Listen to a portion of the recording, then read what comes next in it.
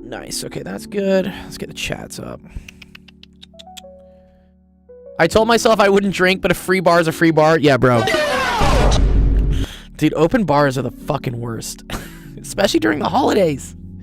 I did not drink this weekend, actually. Because on Monday, my friend, my gym partner, Tony, who I work out with, which some of you guys were saying funny things in the Discord about him. He wants to max out bench press on Monday. And I can't have any alcohol in my system if I'm going to be at like peak performance for lifting. So I took this weekend off. That, and also I was busy with teaching. I had so many students I had to teach this weekend. I was like, I can't go to parties. I went to one party and I was there for an hour and then I just left. I was like, okay. I said hi to people. What's up? And then like, yeah, I'm done. Yeah. Yeah. When 18 to 19-year-olds have an open bar, dude. Yeah. Bruh. Oh my god. Yeah, I know. I've been there, dude. Yeah, it's dangerous. I'm proud of myself that I have pretty good discipline when I have a goal or something I have to do. So, I'm going to the gym on Monday. I'm going to lift 315 and then I'm going to start losing some weight cuz I've just been bulking like crazy for this. What's up, Nick? How's it going, bro? I can't hear you. Your mic's like super soft. What's going on? Let's go check the queue. 315. Yeah, dude. I hit 285 back in August. And then I started taking creatine. And I think I've gained like 20 or 30 pounds just in weight. So I think I should be able to lift 315 tomorrow. ChatGPT said it's ambitious. ChatGPT said it's possible, but it's ambitious. I think if I hit over 300, I'll still be happy. 315, but I want 315 because I just want to end this saga and be like, I lifted 3 plates. All right, this is in, what is this? This is in, what language is this in? Oh, this is French. You don't stream on Discord anymore? I do stream on Discord, but you're the only person on Discord. Oh. You're right. Yeah, I do stream on okay, Discord. then. There you go. Aiden, I failed the test. I'm sorry, Aiden. I've had a variety of students say like, oh, I think I did terrible, blah, blah, blah. Like, I say, don't worry. You know, it's one test. I failed tests in my life. Yeah, that has definitely happened. The important thing is that you keep pushing forward. I failed my quantum mechanics class in like college. Oh, no. WHO recently approved, oh, yeah, fucking Ozempic for weight treatment, so the lobbying market must have worked. Oh, man. Let me translate this. 1 second, we get a translation. Yeah, dude, I think the Ozempic thing is going to come back to bite a lot of people. I get that it works, and especially if you have diabetes, which is what it was fucking developed for. I agree, take it. But I think the popularization of everyone using it just to like try to control hunger and lose weight, I think that's going to come back to bite us. Just saying. I think that might screw us up. Clickbait, smart people. Clickbait. What's going on? I saw you were streaming earlier, or was it yesterday? I think yesterday you were streaming. Yes. Yeah, exactly. Yeah, dude. And there's like Ozempic face, and then there's all these weird side effects like headaches, and plus you're fucking dude. I hate needles. I would never do it. I would never just jab myself constantly to lose weight. I'm just like, I would just stop eating or go to the gym more. Monkey Man says, I got 220 bench at 172 a couple days ago just after my 18th birthday. Fuck yeah, dude. That's huge, dude. 100 kilograms. Nice. Yeah. Welcome, dude. I stopped eating once and lost like 60 pounds. Just stop. No. What'd you do? Cut your arm off? No, I just stopped eating. I had lost like 60. School out, so I've been back on that grind. Fuck yeah, dude. Yeah, I'll be back on the gaming grind after Wednesday. It's my last finals with students. All right, we got a solenoid, 45 centimeters, 320 turns, and a radius of 3 centimeters. An external coil with 18 turns and a radius of 5 centimeters is placed around the solenoid. The axes of the solenoid coincide. Cool. And so they're asking to determine the induced EMF in the coil if the current in the solenoid varies as opposed to that. Okay, cool. I don't know if this is right-hand rule. I mean, it is true that the magnetic field kind of follows a right-hand rule. Dude, your finals are in January? Dude, that's fucking diabolical, dude. What? Who has finals in January? Okay. Well, okay. This has to do with, I believe this is Ampere's law. Yeah, that sucks, dude. I wouldn't work. Yeah. What? Ampere's law. Which, well, that's related to it. What's the other one? Change in magnetic flux. Is that Lenz's law? I think it's Lenz's law. Dude, where's the equation? I just want the equation. There we go. Yes. Uh-huh. Yeah, EMF is equal to negative d phi beta dt. That's what I wanted. Alex said, I got a 140 out of 150 my physics final. Ended with a 99.1. Congrats, Alex, dude. That's a fucking dub, dude. Bing bong. Anyways, okay. Yeah, so EMF is equal to negative, we technically should do this as like derivatives, right? Negative flux beta dt. Cool. All right, and then where flux beta is equal to magnetic field dot dA, or like times the area, I guess, right? Yeah, whatever. It's pretty constant.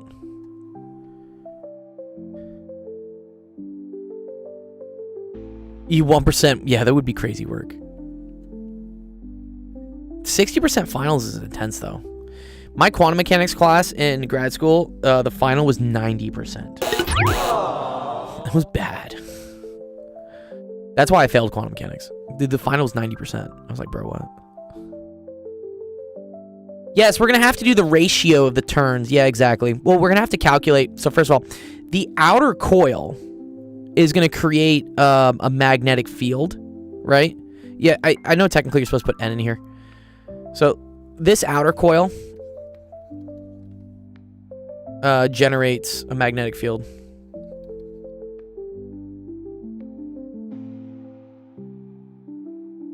And I think the equation for that is going to be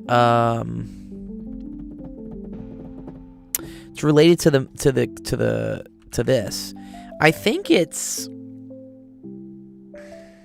is it mu naught I? Mu naught I over 2? Yeah, I think that's what it is. Magnetic, because also we have to deal with the areas.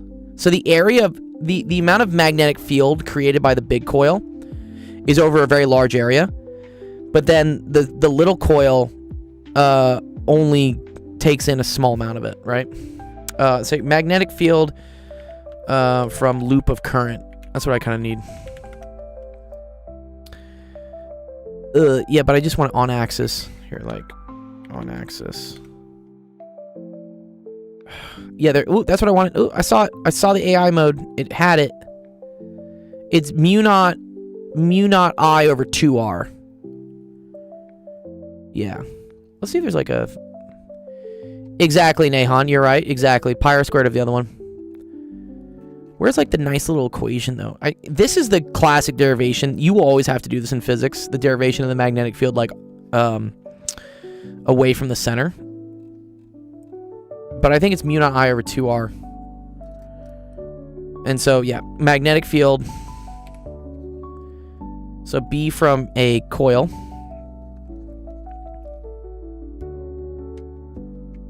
is equal to mu naught I over 2R. Right, exactly. Okay.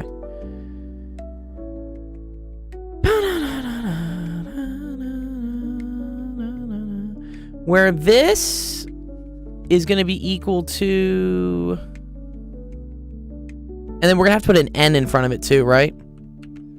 Okay, let's call the outer coil like A. Or, let's call that 1. And then let's call the inner coil like 2. Okay. Because here's what I need. So EMF2 is going to be equal to N2. So the number of coils you have there, right? And then it's going to be negative. Well, okay. And the negative will come out here anyways. Negative d phi b dt. Okay, and then let's talk about d phi b. So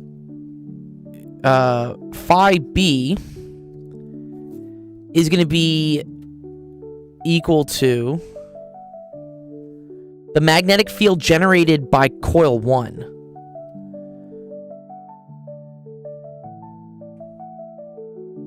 But then it's times area 2.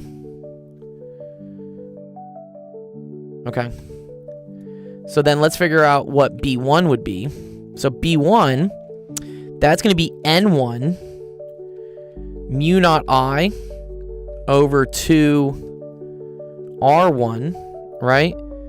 And then A2 in this case is going to be pi R2 squared. I think. Let me make sure I'm right on that. What's up, JC? Magnetic field on a solenoid.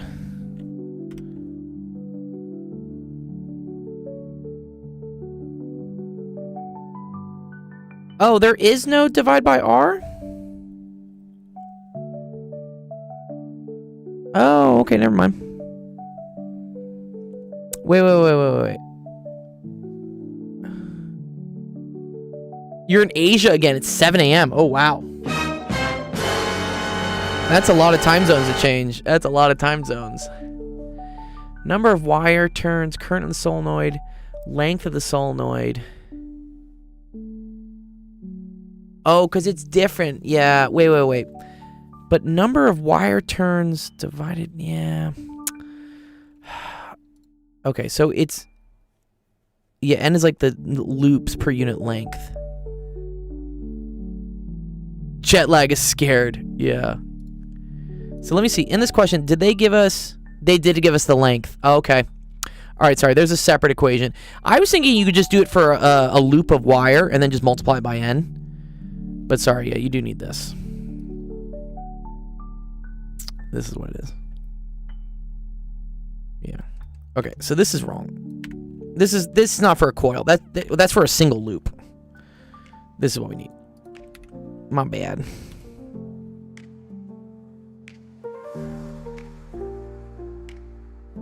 You're in that jet lag? Yeah. Dude, for me, the jet lag... well, you're coming from the UK. For me, the US to Asia was always rough. But then Asia to the US is fine. Alright, good to see you, Nick. Okay, there you go. And then in this case, so this is B1. So this is, sorry, let's get the right colors here. Yeah, going home is always rough. Mu naught I, and then little n. But little n is the number of loops per unit length. And so let's see. So that's N1 over L1. Perfect. Okay, there we go. Okay, I think we got it. This is it. All right, so let's put it all together. So this is equal to N2. I think we can pull all this out because it's a constant, right? With respect to t, right? So N1. So wait, N2. So interesting enough, I don't think we divide. Yeah, I don't think we divide. I think it's N2 times N1 in this case. Fascinating. I guess that should make that should make sense, right? The more coils you have, in both cases. Okay, mu naught N1 over L1. And then we have the pi R2 squared out here. Okay. And then I'm leaving I because I is a function of t. Right? See here how I is a function of t? So we still have to refer to that one. So then we're going to say this is this. Partial I1, partial t. What a mess. This is all just like gross. All these numbers are gross. Okay. So equals blah, blah, blah, blah, blah. And then that's going to be this.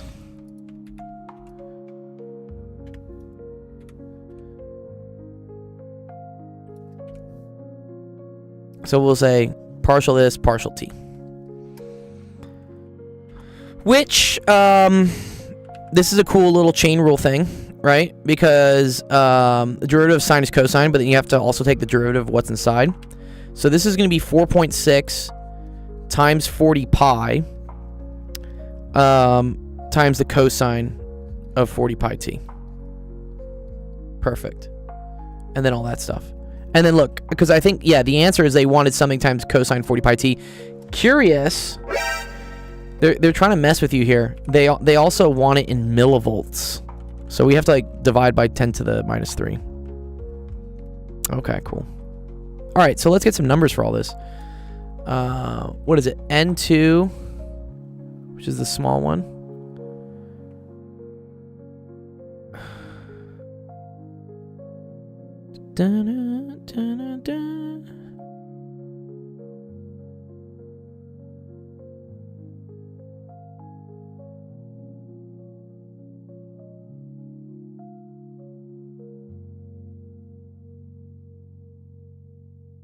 Now, wait, do they have the same length? Wait. Cheeky, yeah, right from under the rug. They're trying to fuck with us, dude. Now, wait, this is weird. Sorry, they gave me the solenoid length of the inside one. Oh, we want the EMF in the coil. Oh, this is even more fucked. Oh shit, not good. Oh man, I read this as the outer coil is doing something and then it's inducing it in the inner. Sorry, this is the inner solenoid. Oh man. This is really tricky.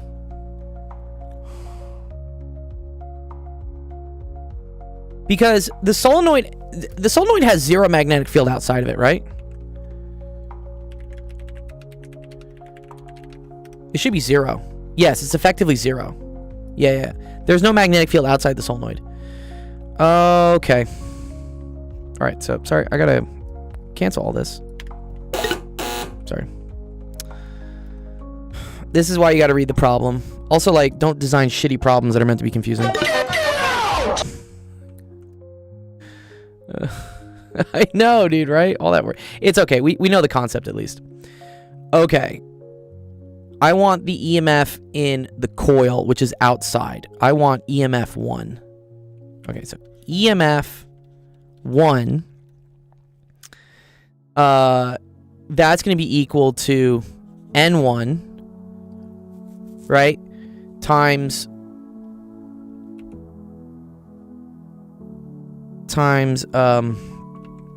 negative d phi beta tt. Okay, but now let's look at phi beta. Phi beta 1 is equal to the magnetic field created at 2. Interesting, times the area at 2, by the way. Because there's no magnetic field. So if we were to look at, for instance, here, like a side view, this is the outer coil. And this right here is the inner solenoid. The only magnetic field being created is here. So when you look at magnetic flux, it's the amount of magnetic field times the area where that magnetic field is. And that magnetic field is only here. So you don't use the area of the outer. Nice solenoid, bro. Yeah. You got an exam on this tomorrow? Yeah. Dude, TikTok's always like listening to what I'm doing and then sending it to people who actually need to do it. Okay. So phi beta 1, I don't think we use the area of the outer coil at all. Because there is no magnetic field being generated outside of the solenoid. So magnetic field is only being generated here. So this is going to be beta, so this is going to be dd, sorry, not ddt, we're going to do it later. That's going to be B2, A2. Which, cool. This is pi R2 squared. This is the formula we came up with, which was this. This is definitely for Ian. Oh, you're saying like high school or college? This came from Josh. I forget what class Josh is in. Okay, so this is mu naught I. And then this is going to be big N2 over L2. Because N is the number of loops per unit length, which is good because they gave that to us, right? They said 320 turns with a length of 45 centimeters. Excellent. Okay. Not too bad. Okay. This is not as bad as I thought it was going to be. Okay, so EMF 1 is equal to N1. We can start taking some shit out. Mu naught N2 over L2. Pi R2 squared. All right, mu. Yeah, it's probably like an engineering course, right? Yeah, okay. Pi R2 squared. So mu naught N2 over L2. Okay, and then we have what's still left, right? Which is ddt of I. Okay. Not the worst thing in the world. Then I is equal to this.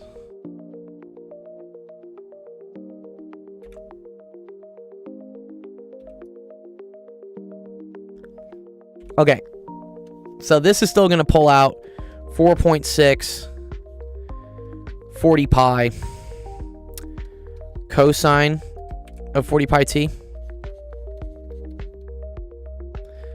And then for all of this, so N1 is 18. So you have 18 mu naught. N2 is 320.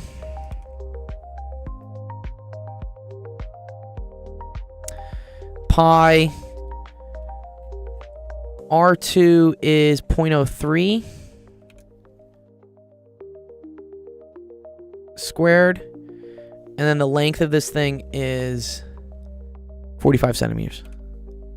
Interesting, we didn't need the radii of the outer coil. As long as it's bigger than it, I guess, is all we cared about. Okay, so then I just need this part, right? Okay, we're almost done.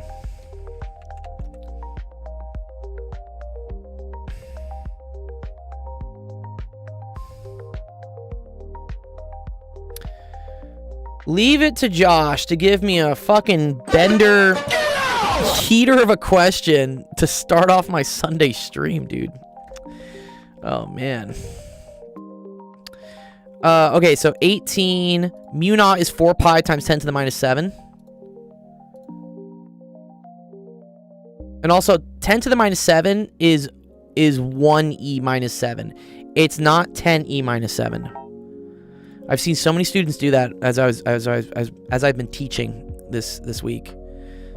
Like, on the calculator, 10 to the minus 7 is 1e minus 7. Just remember that. All right, we got the, okay, then we have another pi. Then 0.03 squared. And then times 4.6 times, dude, how many pies are there here, dude? Times 40. Do we have pi to the third at this point? I'm just gonna call it 9. You done messed up, Aaron! Don't get mad at me. Okay, divided by 0.45. All right, that's a really small number. So 0.0263. But this is in volts. You gotta be careful because they wanted millivolts. So you divide that by 1e minus 3. Milli is 10 to the minus 3. So you get 26.29.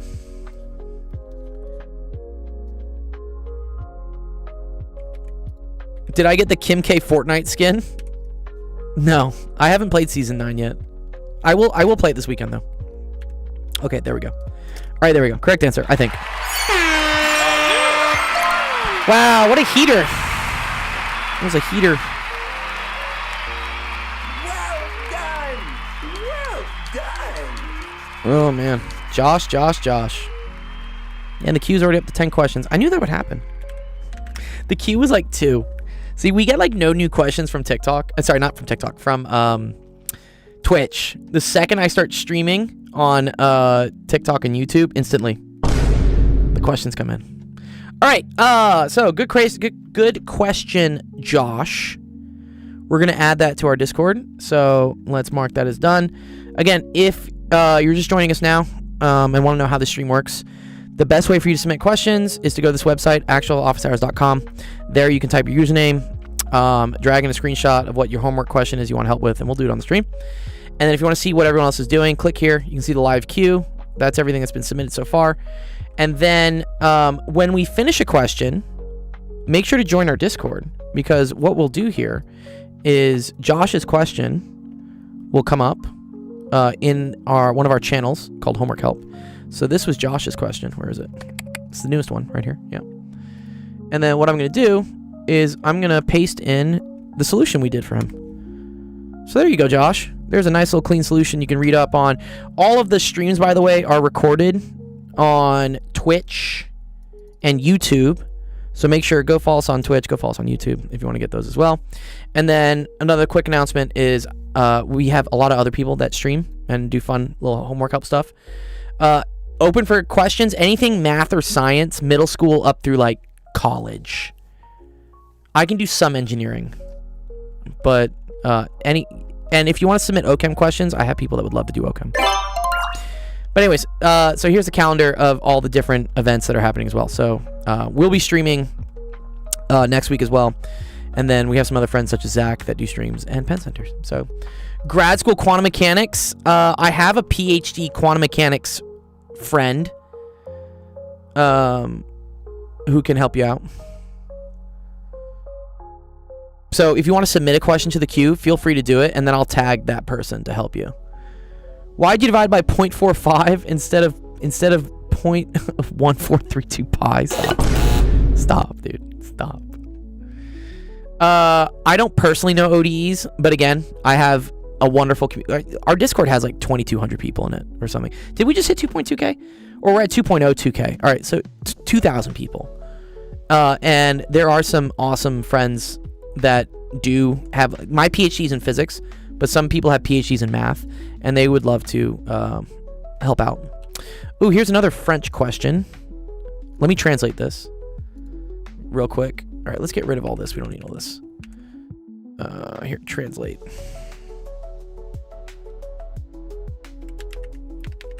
Congrats on the 2K. Thank you, dude. Yeah, it's been awesome. We're going to do a big celebration in the Discord next week. I'm going to give out a bunch of money and, like, celebrate because you guys are great. But make sure to join the Discord so you be notified when we do that.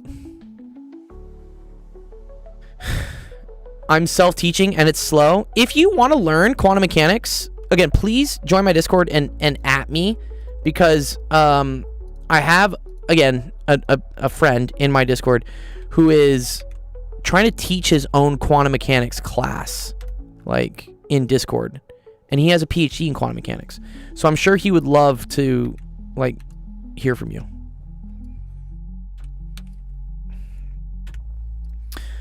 All right, let's see. The plane of the loop with these dimensions is initially perpendicular to a uniform magnetic field of that. Determine the change of the magnetic flux through the loop if it is rotated by 120 degrees about an axis perpendicular to the field lines. Okay. Okay, so flux, magnetic flux, right, is equal to B. Technically, it's the integral of B dot dA. But if magnetic field does not change with area, like where you are in the area, you can just get rid of that and just say it's B times A. Nice. Yeah, please do. Yeah, the website, actualofficehours.com. There's a link to our Discord. DM me. I'm Dr. Gold. Just say hi. I'll help you out. Okay. Okay, 0.6 Tesla. Okay, 0.6 Teslas. And then the area. So here's the cool thing. The cool thing about dot product is the dot product of two vectors, let's say like x dot y, is the same thing as xy cosine theta, where theta is the angle in between them. I'm going to assume that that's what this angle is here. I don't know. I sometimes get confused when they say rotated about an axis perpendicular to the field lines. Like, also, this is a weird loop. It's a rectangular loop, I guess. Yeah. So I think they say you have something like this. The magnetic field lines, maybe the magnetic field lines are like going through this way or something. And I assume this is the axis perpendicular. Something like this. I assume we're rotating around this way, right? What's up, Bing Bong? Bing, bing, bing, bong. I got a calc exam tomorrow. Can you help me, bro? Yeah. Submit a question to the queue. I might give you a little bit of preference because you are Bing Bong. Okay, so then the area here, I think we're just going to say this is just going to be 0.12, 0.13, and then we're going to say the cosine of 120 degrees. Whereas when it was initially perpendicular, so this will be like phi beta 2. Phi beta 1 is when that angle is 90 degrees. And it's the angle between the area vector always points like perpendicular to the surface. It's kind of a weird thing. So for instance, if this is like A, vector A points this direction. And then we assume that like the B field points this direction as well. So this is like the magnetic field is perpendicular to the surface, but it is technically parallel to the surface area vector. The surface area vector always points normal or 90 degrees to what the surface is. So that's why in this case, theta is equal to 0 degrees. It's weird. This question is very poorly phrased. I agree it is. Yeah, so I just ignore it and just like pretend that that's what the angles is. Why is a factor of A not included in... Okay, so we haven't gotten there yet. Sorry, Ted Cruz. Ted Cruz's bull? Dude, what's Ted Cruz's bull? Wait, what? Is this some like hot wifing going on? Dude, what? Ted Cruz's bull? Okay. 0.12, 0.13, and then this is going to be cosine of 0. Cosine of 0 degrees is just 1. Love that, right? That's easy. Okay. So the difference between the two, I mean, this is just going to be whatever. We can calculate this 0.6 times. I could just factor it out if I really wanted to. 0.13. So that's 0.00936. And then this is going to be 0.00936 cosine of 120. Yeah, it's a half. Yeah, sure. Okay, cool. And I think it's the absolute value. Is flux negative? I don't think flux is ever negative, right?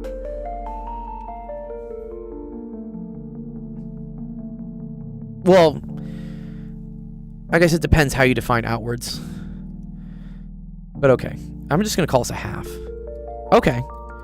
So phi beta 2 minus phi beta 1, which is the change in it. Yeah, when they're anti-parallel, exactly. But for a loop, right?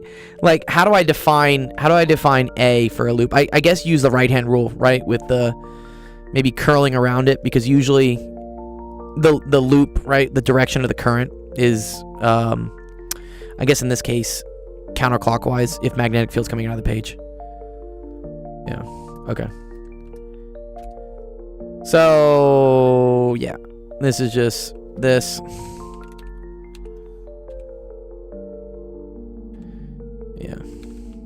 Yeah, right-hand rule with current. Yeah, you're right. You're right, Ted.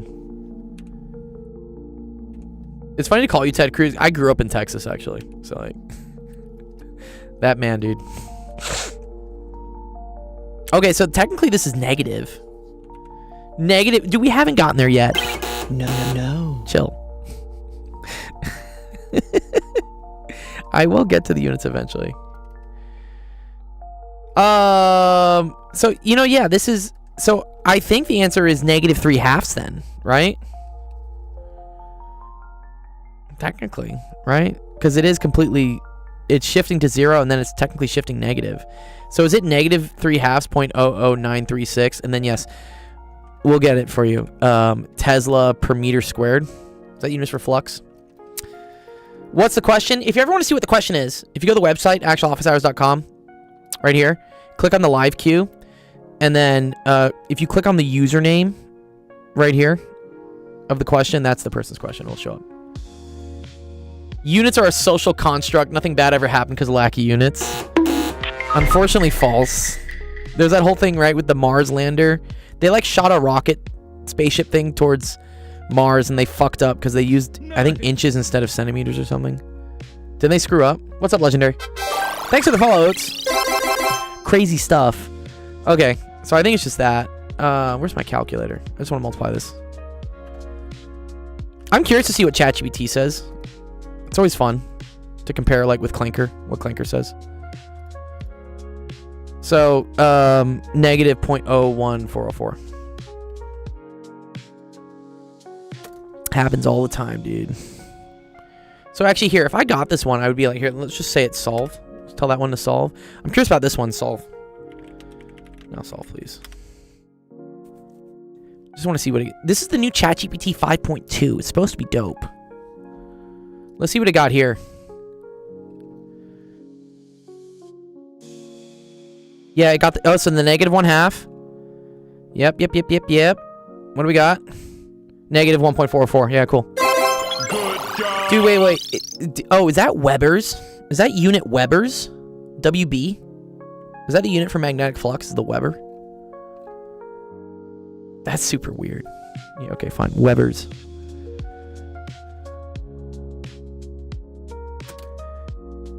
It still gets smoked by Cloud. Yeah.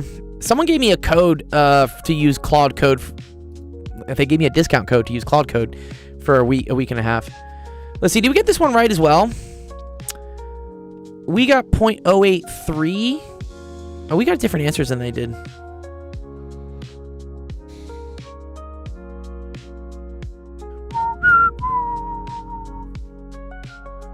What was this?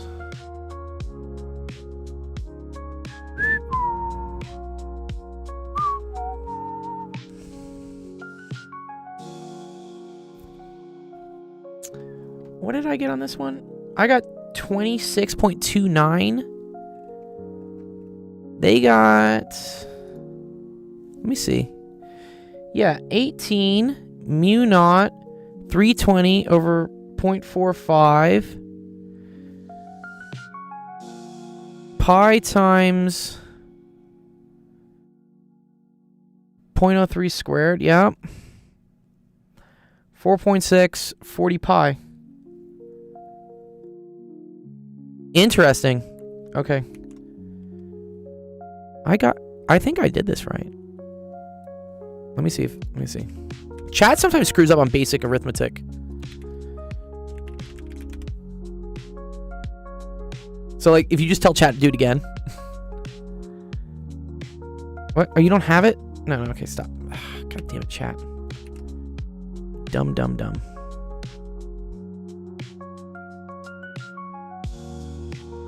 There you go. Do I recommend chat for self-tutoring? It's good for checking answers.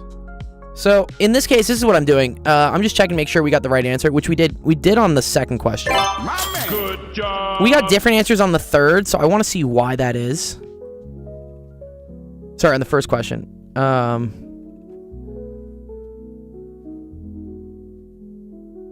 Yeah, dude, look at this. Yeah, look, this dumb bitch, dude. What?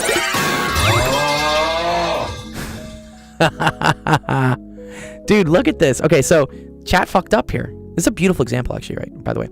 So, I always say AI is great for checking your answers and, like, getting some sanity.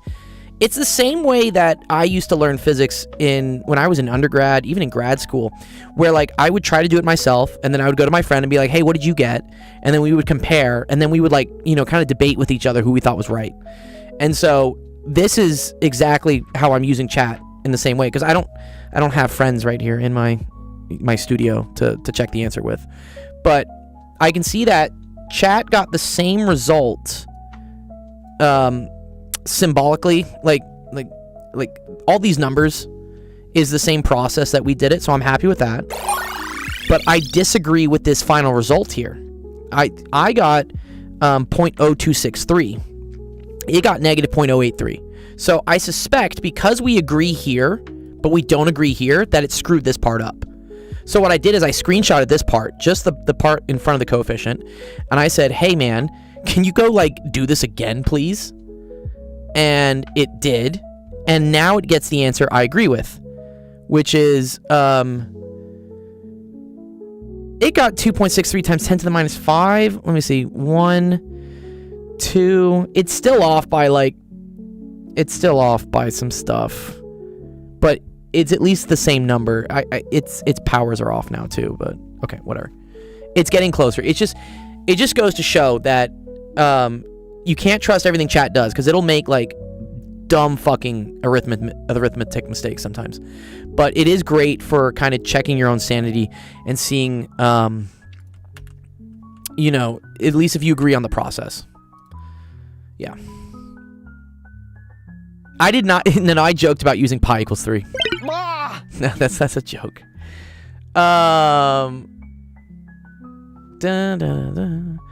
Random, non-related to current topic. I'm starting to mess around with IBM open source quantum computers and need to learn to code.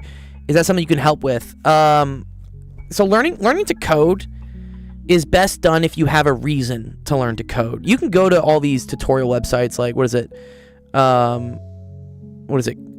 like Code Academy, I think is one of them. There's a bunch of them.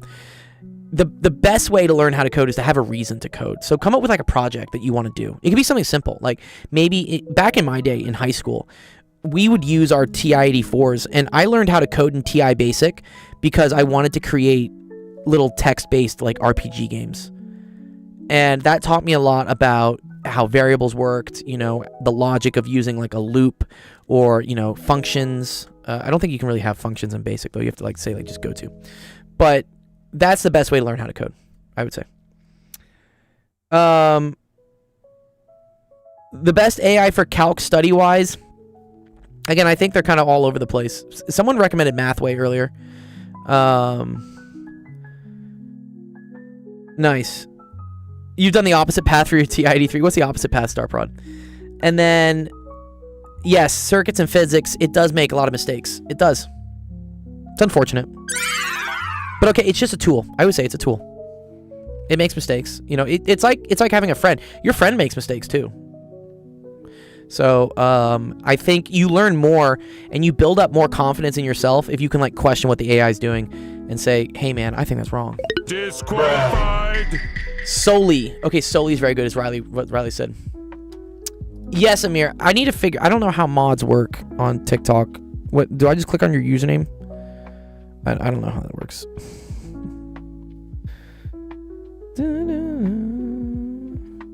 There's a fan club. Dude, what's all this stuff?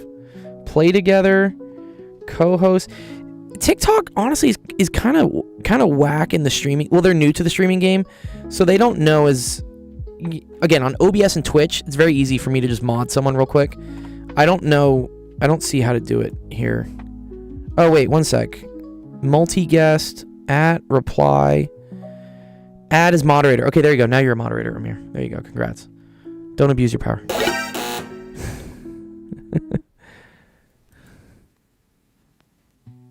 Okay. All right. This is a good question from Noah, though. Appreciate it. Thank you. Let's go through some more questions. What's up, Fem? My fellow 16 competitor. I did have like an unfair advantage over having a better delay time. Although I will say, even in the final round there, Fem, there were a couple questions that I just didn't know how to answer, but I let y'all guys answer first to make sure that I wasn't going to select those answers. And then I was like, ooh, okay, so it's got to be this one. So there's some fun strat to 16 that I'm starting to pick up. Maybe I'm going to start writing a little guidebook, a little boot camp on how to be the best at 16. This is annoying. I'm watching streams and not getting channel points. Why not? You should be getting channel points. Go take it up with Twitch, though. I don't control the channel points. That's Twitch's job. right, let's see. What do we got next? Riley, you said you gave me an annoying one. My queue is 13 questions long, though, so I might skip it if it's too annoying. Yeah, this is too annoying.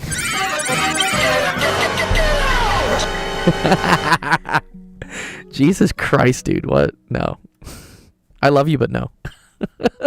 How many fucking transistors do you have here? Is this like 3 of them, dude? What the fuck? What the fuck is this, Riley? It's pretty funny, though. I want to see if chat can do it. I'm going to send it back to our server. I was a juggernaut. Yeah, I was locked in, dude. I was.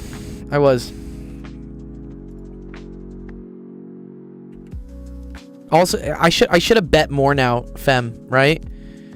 I'm feeling like I should have I only thought I was going to get 4 questions correct. I ended up getting 12. I should have bet at least like 8. But remember the last time one of the times I played with you guys, I got absolutely screwed by doing that. I want you on my... Yeah. Well, I will say Zach's questions were very related to me. Like, there was literally a question about Los Angeles, or next to Los Angeles, I already knew.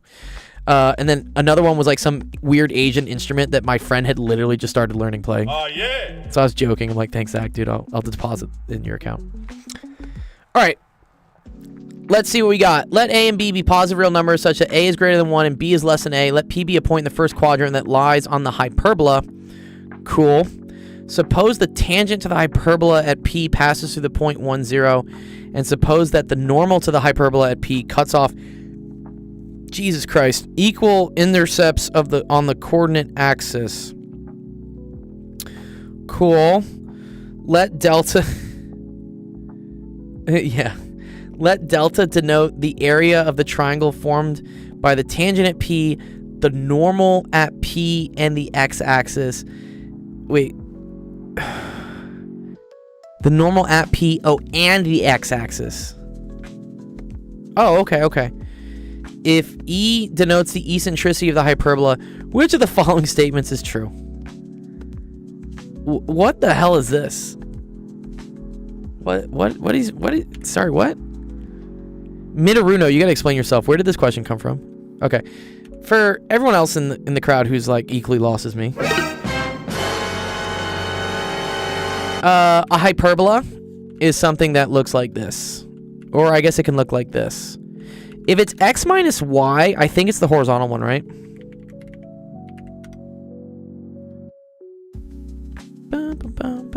Yeah, if it's x minus y, it's yeah, here we go. It's this. Let me get one with all the stats. Yeah, this has all the stats on it. That's what I want. I want this one. It's got all the cool stuff on it.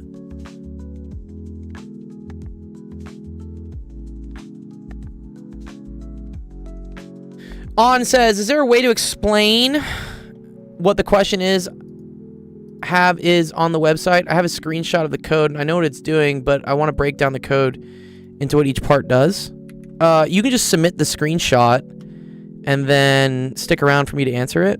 If I don't get to it, it'll get put in our Discord, and then there'll be a thread there, and then that's where you can like add more text to it if you want to ask about like parts. Fake math doesn't pass a furnace. Yeah, it's not a function. Okay. A is greater than 1 and B is less than A. I don't know what that means. But this is cool. Because it is centered. This is nice. So this is centered here. And is of this form, right? Okay, so we literally have this. Actually, so let me just replace this, right? Yeah, there we go.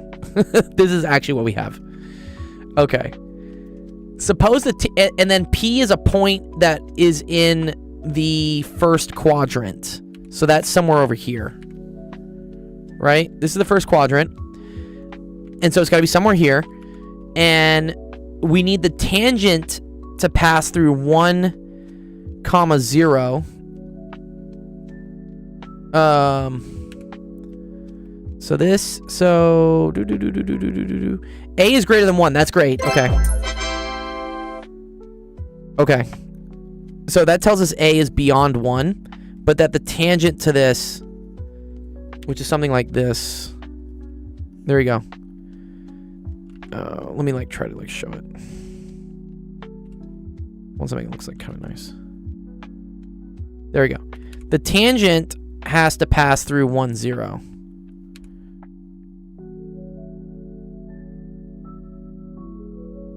Great. And then the normal, okay, so the normal is going to be this one. The normal is 90 degrees. Ooh, very cool. They're going to say cuts off equal intercepts. Okay, so that means this will be, let's come up with another variable for that. Let's call that like 0, comma, z.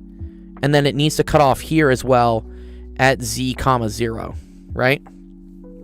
Okay. And then delta is the triangle formed by the tangent, the normal. Okay. Oh, okay. Okay. And then this is the triangle that's formed. And that's the area. Okay, so here, let's get another color for that. I'm running out of colors. Red? We haven't used red yet. Yeah, let's call this.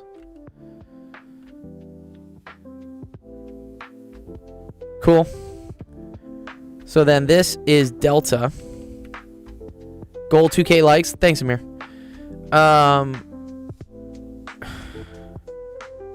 If E denotes the eccentricity of the hyperbola, which of the following statements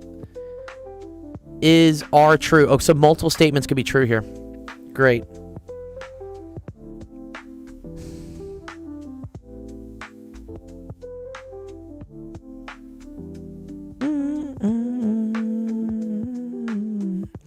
Okay, let's get the equation, I think, for what this is.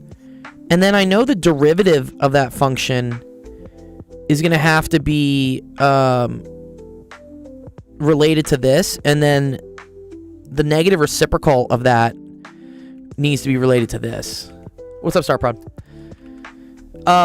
So this part of the function, what is that in terms of this? This is me like kind of wanting to brute force it. What's up, Joseph? Sorry. X squared, A squared minus Y squared over B squared equal to 1. Ew, what is that? What's up? Do you have some? Oh, good morning, dude. Well, no, I'm sick, but I was watching an hour ago. Now I'm waking up. Now you've woken up. The math will wake you up, dude. The math will set you free. This looks disgusting. What the fuck is this? I think it's actually kind of cool though, because What is it? so this is a hyperbola, right? So my idea is to figure out what the equation of like this part of the hyperbola is, and then figure out so the derivative of that, right? That'd be the slope of the tangent line, and then the negative inverse of that slope would be the slope of this line, right? And then this line needs to have a slope equal to z over z, or negative z over z, right? Because if it cuts the y-intercept and the x-intercept at the same point, then the slope of this is -1. I feel. I see. Yeah. All right. So I think this has a slope of -1.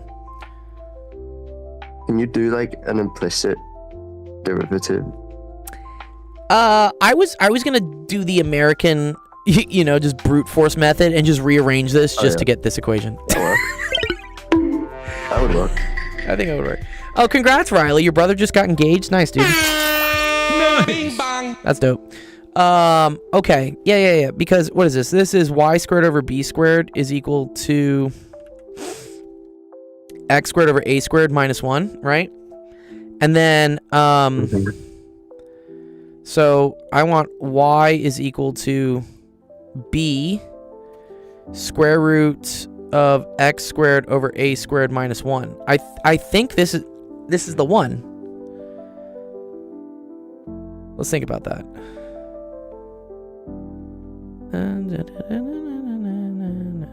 Because when x equals a, this is 0. That's great. And then when x is greater than a, it's a little bit less, but it keeps going up. Yeah. What's up, Shaq? Yeah. Happy birthday. Happy belated birthday, by the way, dude. Yeah. Thank you. Yeah, for sure, dude. When did you start the stream? Like at 6? No, I started it an hour and 15 minutes ago. Hour 15 ago. Well, that would be like 6 for me. So. Yeah. Damn, Nice. I missed the intro again. Okay. You know when we stream, dude. Not really. Oh well, today I was. Dude, there's a calendar, busy. dude. There's a calendar, dude. I'm sure you were busy. I mean, you had your birthday. I'm barely on Discord. Barely on Discord. You have 2 different accounts on my Discord. Surprise, motherfucker. Why? It's false, dude. Yeah, what? You have 2 different accounts on my Discord. X squared over A squared minus 1 to the negative 1/2, I guess. And then, wait, times 2x over A squared, yeah?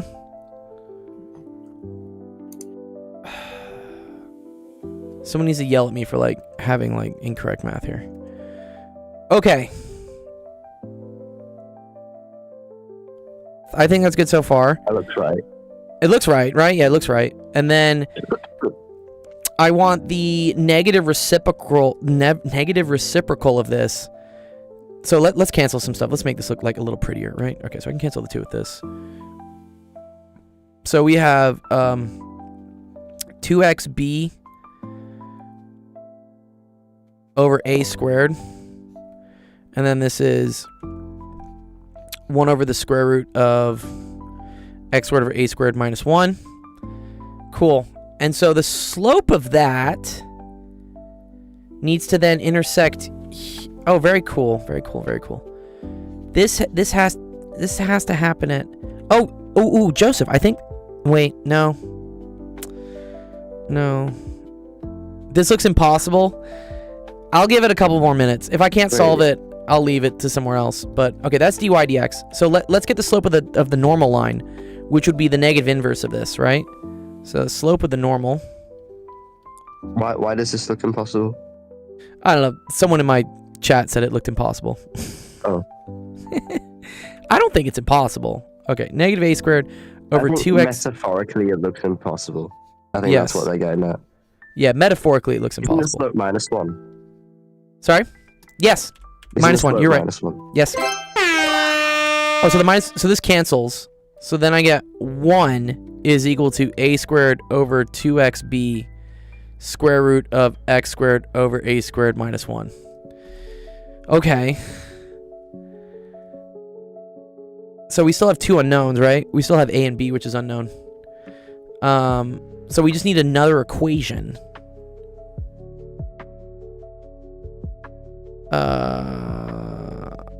You plug in the point, don't you? There's a point. Ooh, there is a point. But I don't know what the point is. The point is like z comma 0. That's the issue. Right? 1, 0? No. Is 1 0 up? Let me 1 sec.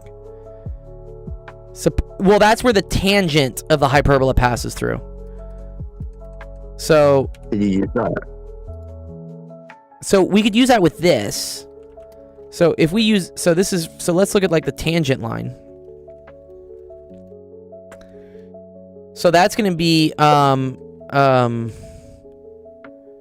what is it? So y minus y naught is equal to m, but this m is this nasty thing.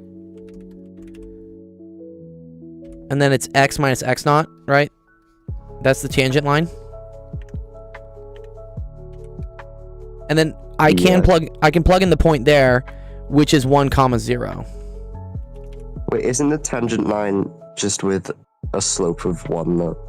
No. I don't think. Oh. You're so fucking right, dude. JC, yes, dude. Yes, because if the normal line has a slope of -1, the tangent line has to have a slope of 1. Oh wow. Very cool.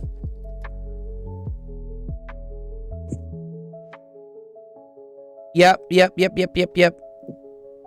Okay, Bing Bong. I'll do your question next. Just because, yeah, Bing I know bong. you're at your fun. Bing Bong. Bing bong. Yeah, because your finals tomorrow. That's like my new vocal stim. You like it? Bing Bong.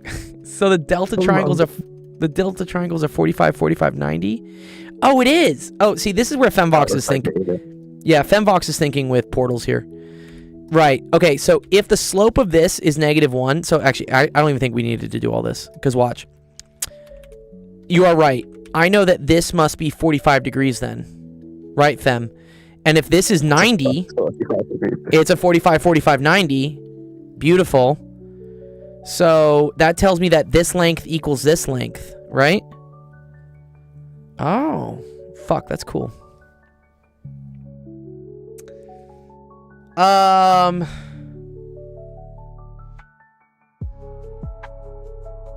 Psychode, what's your special sound? No, it's okay. I don't get all this too. Shinichi Kudo. I don't get all this either as well. We're just trying to figure it out. The question is, how does like A and B relate to these things? You know? Okay. Eccentricity is √1 plus b squared over a squared. Okay. If that's something you need. 1 plus a squared over b squared? B squared okay. over a squared. B squared over a squared. Is that useful here? Have a bunch of fucking x's. Oh man. Okay.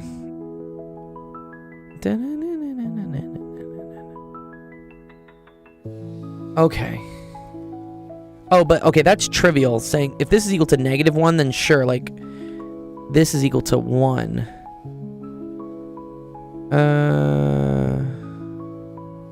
Yeah, duh. Divide them by each other, you get the same thing. Okay, so that's not new information from here. We need new information. I think yeah, use and plug in the point. Plug in the point. Yes. Yes. Okay, right. So one of the points we know. What's up, Abdullah? The point is 1, 0, right? Okay. So y minus 0 equals 2. Wait, that's so fucked. Cause what? Oh, wait, because isn't the tangent line just like a vertical line then, or am I being stupid? No. The tangent.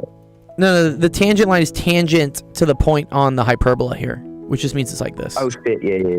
Yeah, right. You're good. I thought I misread. I thought it said tangent at 1, 0. No. The tangent line passes through 1, 0. Right. Yeah. Okay.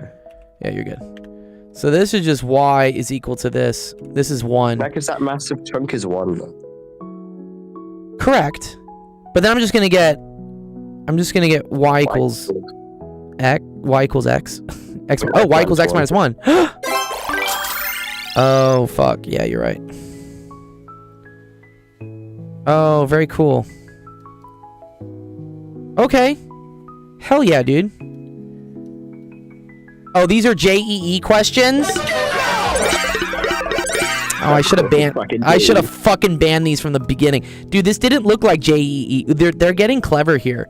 They know if I see like JEE on here, I won't do them. I just won't do these questions. And I'm seeing exactly why. I mean, it is a cool question. It is a cool question. I'll give you that. It's just, look how time consuming this is. Okay. We're close, though. We're close, right? Because we got the equation of the tangent line, right? Okay. What does that tell us?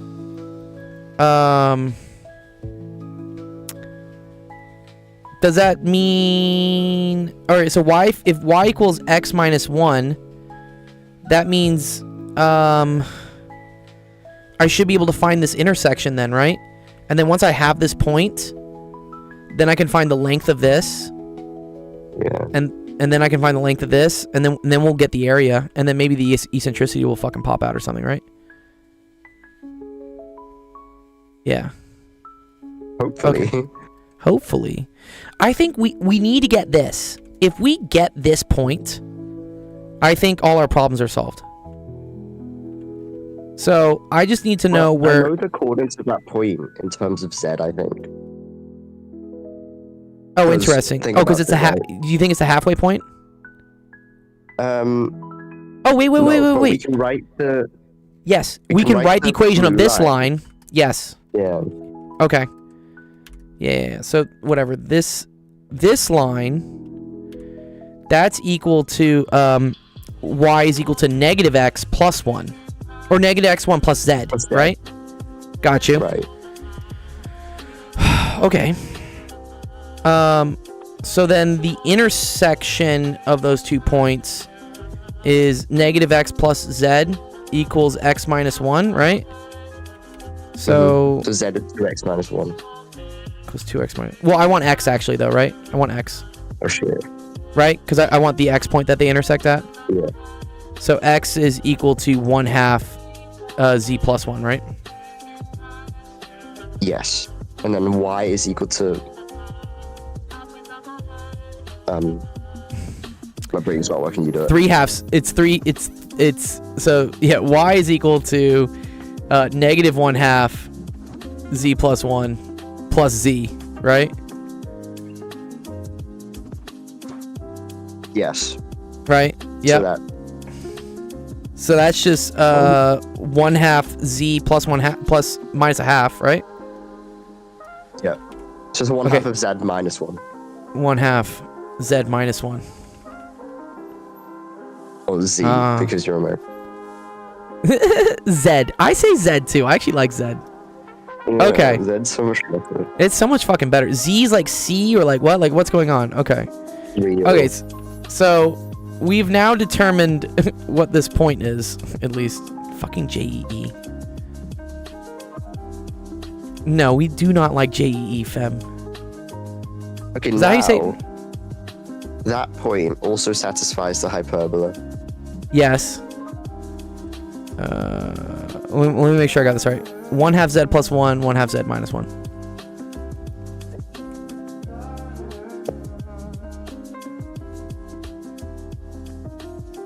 Yes. That point also satisfies the equation of the hyperbola, right here, yeah? Yeah. I think you can plug it in and then difference of 2 squares probably. Yeah. That's fuck. Yeah, Zed's dead, baby. There's a better way to do this. This is JEE level math. Whoever's asking me in my cheat. There's definitely some like just niche hyperbolic thing that you can use that we just don't know. Yeah, there might be. Fuck. Oh wait, no, bro. We can find the distance between this point and this point, because it's just in terms of Z, no? Yeah. And then maybe? we can. And then we know this distance has to be the same as this distance, Oh shit. right? Because it's a 45, 45, 90. What is JEE? JEE is the exam that people in India take to try to escape poverty. And as such, because there are way too many people in India, it's highly competitive. And so the exam is nightmare level hard. It's not very fun. Okay, so, whatever. So... You know what I would have done at this point? Yeah? Taken each of the options and plugged it fucking in. See if it worked. You're not that guy. Now, trust me. You're not that guy. Where would you have plugged it in, though, to? I mean, I probably can't do that for the eccentricities, but look at the deltas? Yeah. Because I know that the 2 legs of the triangle are equal. Triangle are the same. Yeah. So it's just gonna be 1/2 that leg squared, right? Mm-hmm. Yeah. Okay. Let's get the distance of this leg. Okay. Let's get distance. Why do we want that distance? Because if I have that distance, then I have the area. Wait, right? which one's the triangle? Oh, that one. Oh, that's Yeah, this so is the- annoying. Okay, yeah, do it. So let's just get it, right? So y minus y. So that's just gonna be 1/2 z minus 1 squared plus. Wait, no, there's an easier way to do this. Sorry, there's an easier way. Okay. The base. Take the base as the x-axis, and we have the y-coordinate of the point. So we have the height as well. So. Okay. Oh, you're right. Oh, you're right. Oh, you're right. You're right. You're right. So I can just say that delta. Yes. Okay. Is 1/2 Z the base. minus 1. Good. Good. Base. Yeah. Z minus 1. And then you know, it's at 1/2 Z plus 1, 1/2 Z minus 1 fembox. That's where we got this to be at. And then the height is just 1/2 Z minus 1, right? Yeah. Okay, cool. So the area is equal to 1/4 Z minus 1 squared. Yes. Nice. Now, what does that tell us? Because I need something with A and B. Where is Z with A and B? I think at that point, that's where you need to.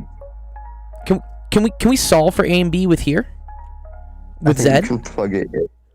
Yeah, right? Oh. Yeah. Okay, so x squared feels over annoying, A but squared. still. Yeah, it's probably pretty annoying. Okay, so let's take this and like plug in a point. Everything in squared though, because that will make it easier, I think. Yeah.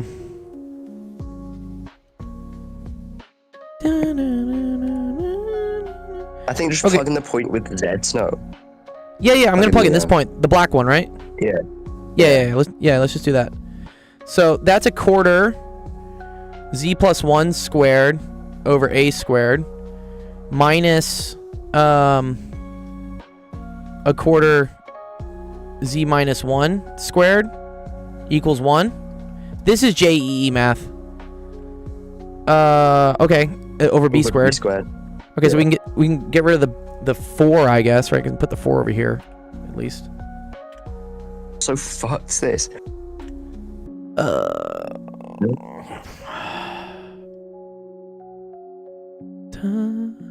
Simon, if you know Sending you these questions, bro. this guy named Midaruno sent it to me. Yeah, no, this is JEE. Oh man. Fuck, dude. Wait. Wait. We can get an expression for Z minus 1 squared now in terms of this stuff. Right? Right, but there's a Z plus 1 squared. Are we gonna do that? Surprise, motherfucker. Ah, damn it.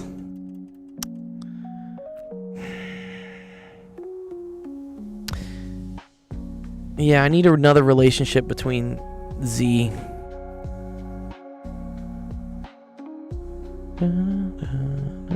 What's wrong with this question? Dude, that's why. These questions make people like question whether they would ever want to do math in their life.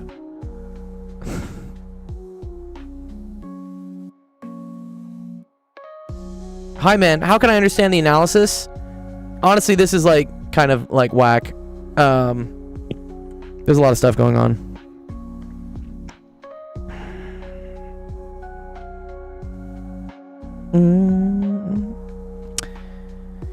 I think it should still be possible to solve for Z minus 1, despite having the Z plus 1. Yeah, it's just gonna be a lot of work, I think. Oh, you mean you want me to expand? Oh, maybe it expands out? Well, no, because this A squared and this B squared are fucking with me, right? I think Z is dead. It's time to move on. You might be right. I mean, what if we use this part of the equation? Because we know this is the equation for... So the problem is like this is for all points in all quadrants. Let's plug it in for just this one. Right? This is we know in quadrant 1. Because I've made the restriction with the plus minus to make sure it's the right one. Yeah. Mathematic Fanatic is getting happy, so whatever. Okay. 1/2 Z minus 1 is equal to B square root of 1/4 Z plus 1 squared over A squared minus 1. Okay. Wait. Can I just do a side note? Yeah. I know that A is true and B is false. You know that A is true and B is false. Just by looking at the eccentricity, the equation for the eccentricity, This? The question says, the question says, A is bigger than 1 and B is less than A. So that means B squared over A squared must be less than 1. Oh, And wow. eccentricity must be less than root 2. Oh, man. Oh, so we could have gotten these just off the rip. Yeah. So we could have gotten these. Delta-wise, fuck that. I don't know. Is this where you like make a 50-50 guess and hope that like, I don't know, Ravi Krishna like helps you out? I'm guessing, looking at like the form we have, I'm guessing none of these are true. You don't think either of these things will be true? I don't think so. Yeah, because I don't see this turning into something nice. This is math. This is not. This is like really advanced math.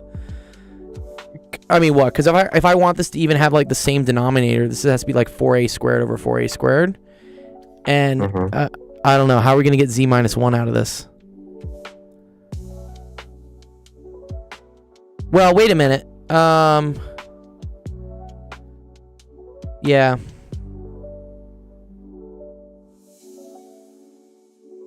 Yeah, okay. Low-key easy question. All right, I think we are... The queue is already at 14 questions. I'm going to say... I'm going to say we got pretty close on this. I mean, JC at least... We probably would have had, like, a better time. Because I know that the A's and B's actually do turn out on the coordinate plane. Well, they turn out here. To, like, they turn out here and here. Yeah. Right? And here and here. Yeah.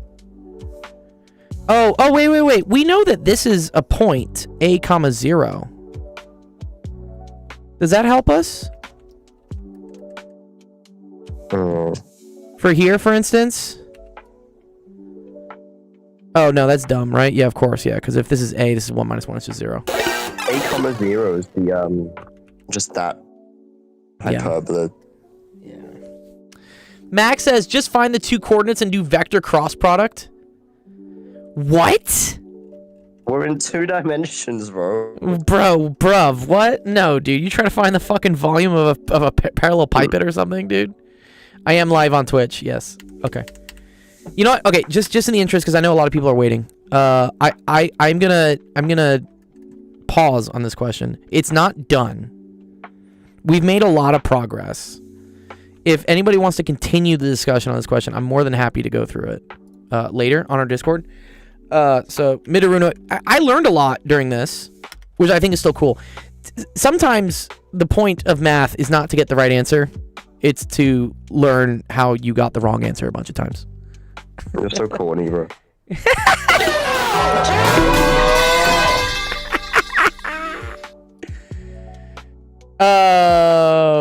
Someone says the length of the cross product cut in half is the area of a triangle. Is it the area of a triangle? Corny ass statement. Sorry. No, I don't know. It's okay. You'll do it and send it on... don't send it on TikTok chat, just because the chat is annoying. I'm going to show everyone what's happening and like how you can interact with us, by the way. So, if you go to this website, actualofficehours.com, you can click on this button to join our Discord. And then what will happen is, in the Discord, which is here, that question will pop up in this channel called Homework Help, Max. So if you want to help out with it, it's right here, Midarunos. This is the question. It's in the Discord. And then what I'm going to do is I'm going to drag in what we did so far. And so you can kind of see like our struggle. We learned a lot. I learned a lot of things during this. Who's genuinely finding the area of a triangle? Okay. So go check that out. Please join the Discord if you want to interact. Have fun. I just know Pi's going to pop out. Oh, man. Dementor says, I generally start with math like I have exams on basic aptitude in 6 to 7 months. Really? I did math 10 years ago. I'm at 0 right now. How to start? Okay, Dementor, I have a website for you. Okay, because I do have a lot of people who are like going back to school and want to know like how do I get back into basic math. This is how you do it. Go to our website, actualofficehours.com, right there. Click on the math bootcamp link. This is a free course that we developed. that I used when I was teaching at UCLA for my first week of physics to get all the students up to a basic level such that they could do the equations needed for a Physics 1 class. So if you sign up here, and it's free, you get access to this kind of like course I built out. Here, I'll show you a little demo of it. Where is it? Actual Math Bootcamp's right here. So it has stuff like converting units, scientific notation, algebraic equations, working with fractions, exponents, radicals, some trig, and it has practice questions. So you can go through here, and first of all, you can read all the cool shit that I wrote about it. So like, I try to explain things the way I think is the best way to learn about radicals. We also have videos that come up that I also created. Here's what to do. Here, this is like a 1 divided by teaches you how to do shit with radicals and stuff. And then if you go down here, there are awesome homework questions that you can test your knowledge on and make sure you know. So go check it out.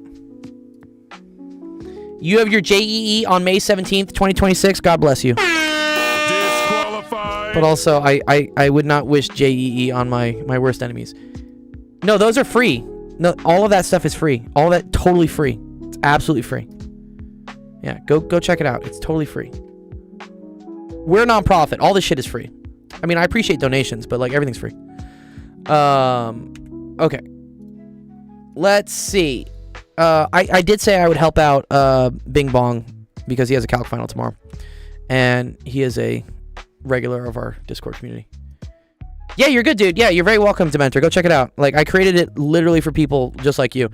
So, and let me know how it is. There's like a feedback form on like the last chapter. It's a little Google thing if you want to like take a couple minutes and tell us like if it was dope or not. Donations go to directly powering. No. I have a ChatGPT. I have a license. They actually we have free credit to ChatGPT. Where is it? It's like my balance. Where's my balance? Yeah. People always like wonder like, oh, I gotta sign in with my account. Don't make me OAuth. Yeah, there you go. Yeah. So yeah, no, we we actually get funded by ChatGPT. So there you go. I get $2,000 a year to just blow on ChatGPT credits as a nonprofit, and we have currently spent $971. So we still got another 1,000 left until January 21st. So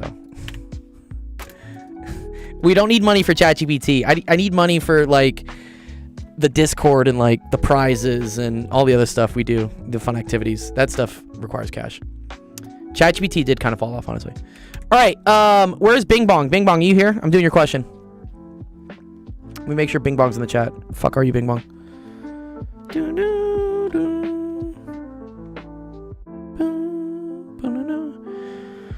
Okay, a particle is moving along a line. It starts off at time t equals 0 and position s0 is equal to 2 and has a velocity function equal to this.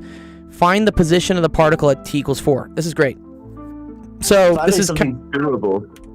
Finally something doable. Good job. Yeah, we need some wins here. Okay. So v of t is the same thing as dx dt. Okay. I forget. Bing Bong, you need to tell me what level of physics you're in. I hope it's calculus based, because I'm going to do some calculus. And this is equal to t squared minus t, right? So then what I'm going to do in solving for the position x is I'm going to move this over such that I have dx is equal to t squared minus t dt.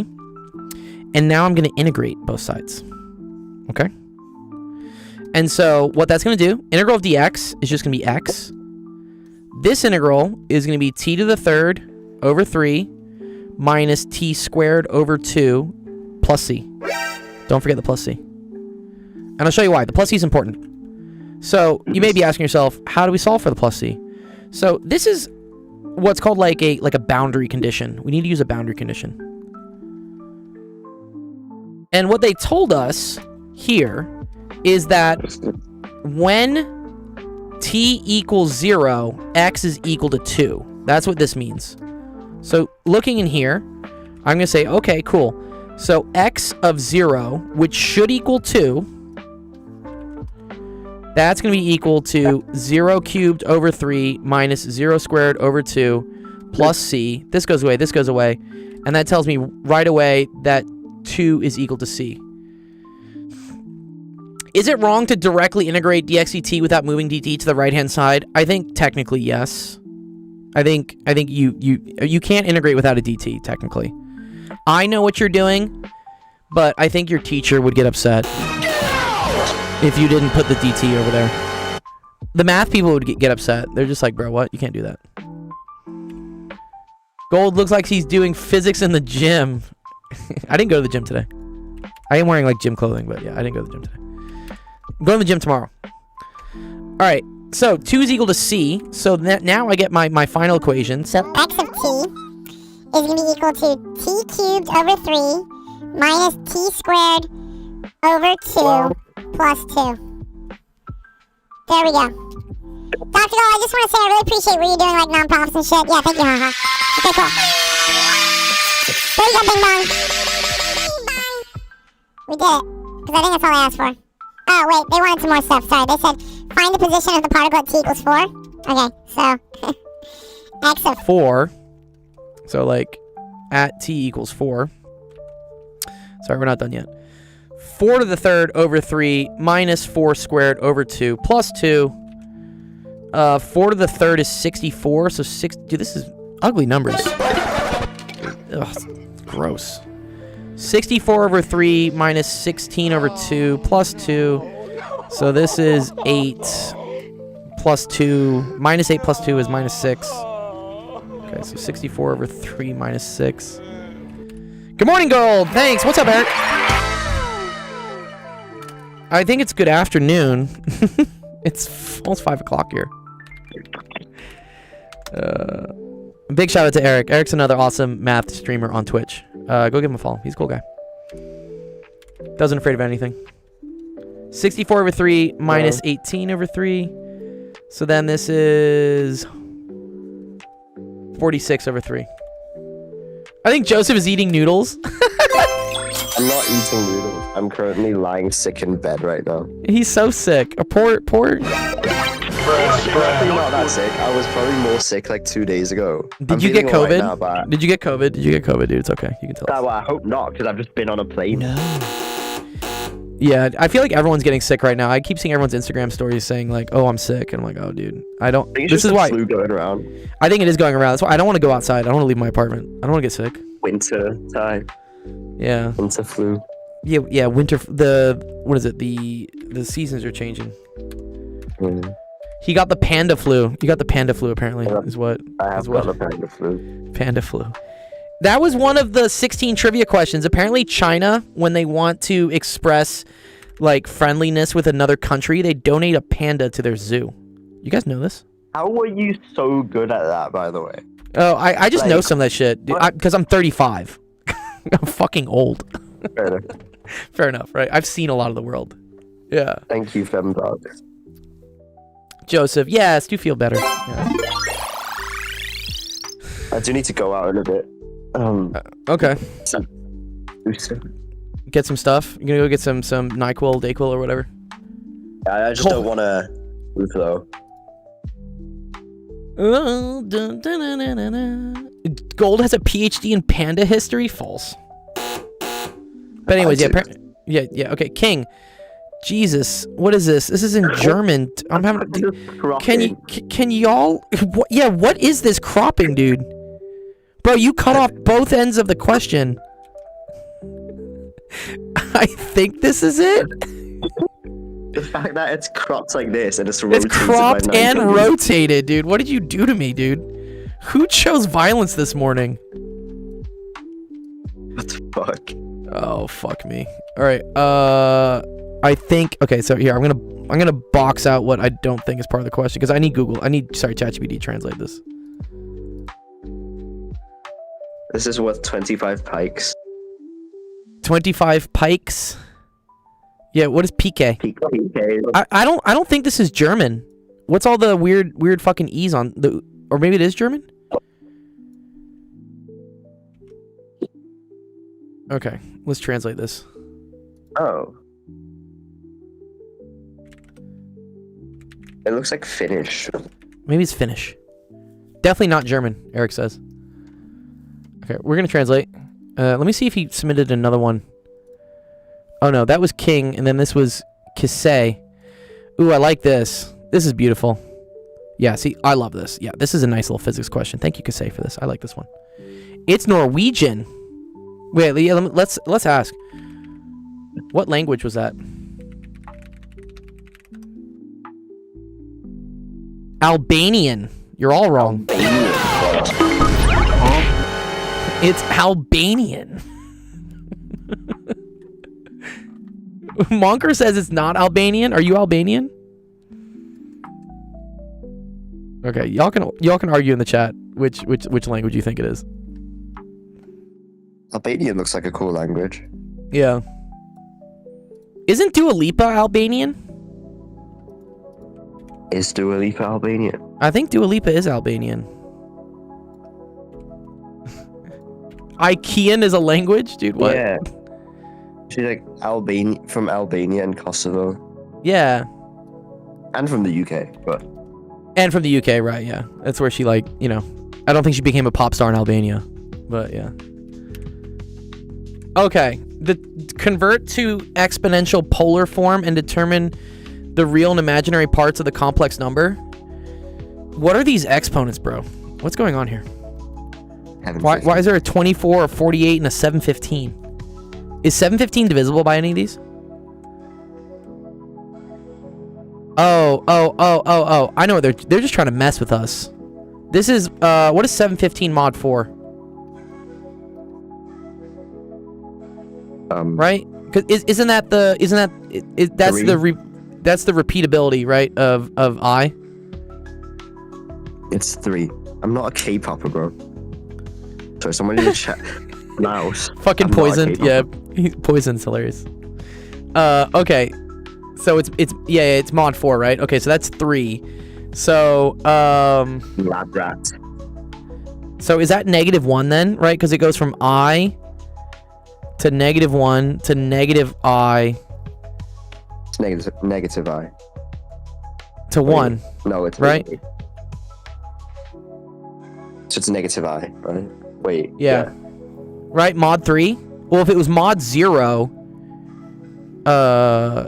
wait. If it was mod 0, it would be this one, I think. Right? So mod 3 is negative I. Mod 3 is negative I. Mod 4 equals 3. Yeah, okay, cool. All right, so this one's negative I. Joseph C-pop. What does C-pop even mean? Oh wait, so is it mod 3 instead of mod 4? No. Oh, Munker, I think you have that wrong. I think it's I, -1, negative I, then 1. And then it goes back to I. Yeah. So it goes like 1, 2, 3, 4. Yeah, 5, so 6, yeah, 7, it is mod 4. It's mod 4. 7. Yeah, 6, 7, what? Oh no, don't do it. This is the first time I've seen mod be useful. Mod's hella useful, dude. Use mod with everything, dude. Yeah, Sunshine was saying, I think it's negative because it's odd, so it could be negative. Well, it's definitely negative, but it could be -1. Wait, sorry. Sorry, it could be I or negative I, depending how odd it is. So it's negative I. Thank you, Hellboy. Good job. Okay, so we have 1 minus I squared of 3 to the 24th times 3I minus 3 to the 48 all over. We're going to say negative I times I 3 squared of 3 minus 3. So I feel like I want to multiply this in, right? And so, but what's that going to get me? 3I minus 3 squared of 3 instead for the bottom here. Looks right. Looks right. Yeah. Okay, cool. 1/2 minus I is a cube root of unity. Oh, I didn't. Oh, I see what you're saying. Okay. All right, 1 sec. You can. Yes, I agree. You can. Yep. So let's do that. Well, I can take a power to the 24th out. No. So then this is 3i minus 3 root 3. These have similar powers. Okay. You're going to pee and go to bed. Thank you for telling us. Poisoned. I would just convert everything to exponential. Okay, you're saying like right here, you would convert these like straight off? Yeah, because the powers are much easier to work with. I agree. So, what? 3 I minus 1. That's the same as being in this quadrant, right? With a magnitude of 3, right? I'm in your mom's quadrant. Sorry? I'm in your mom's quadrant? Is that what you said to me? Oh, man. Oh, Demois. Yeah. Wait. I minus 1. Sorry, I fucked this up. Sorry. It's in this quadrant. Yeah, that's what I meant to say. No, Fembox. It's 9 in the morning for me. Yeah, Remember, it's early. I'm in a super time zone. Yeah, he's in Asia. Right, so this is -1. And then this is I. Oh, and then this is... Sorry, this is not 3. I take that wrong. Sorry, this is the square root of... square root of 18. Right? Joseph. Oh, man. Okay. I was gonna go. I have to go anyways. Okay, good to see you, Bye. Joseph. Thanks for being here. Goodbye, everyone. You're welcome. Good night. Or good morning. Okay. This is a 45-degree angle. So this is going to be 3 pi over 4, right? So this is going to be the square root of 18 times e to the 3/4 pi I. Yeah. Yeah, okay, good. I think that's that one. Because then we're going to do that to the 48 power. Ooh, I see what this is going to do. This is actually really cool. This one... So here, let's say we've done this one. That was this. Let's look at this one. So this is kind of like... I think this is called complex analysis. But what we're doing is we're describing things in the complex plane, where this is the real number. So in this case, you're over by 1. And then you're down, because this is the I-axis, by the square root of 3. So this is 1. And then we're down here, the square root of 3. So what angle is that? I think you divide by 2, right? So this one is 60 degrees, right? Believe so.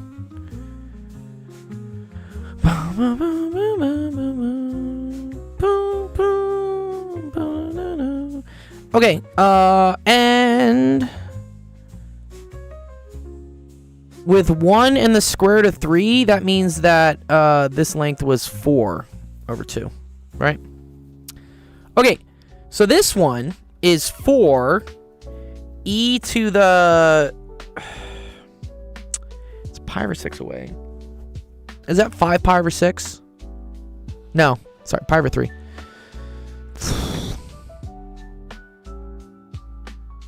Pi over 3, 2 pi over 3, 4 pi over 3. 5 pi over 3.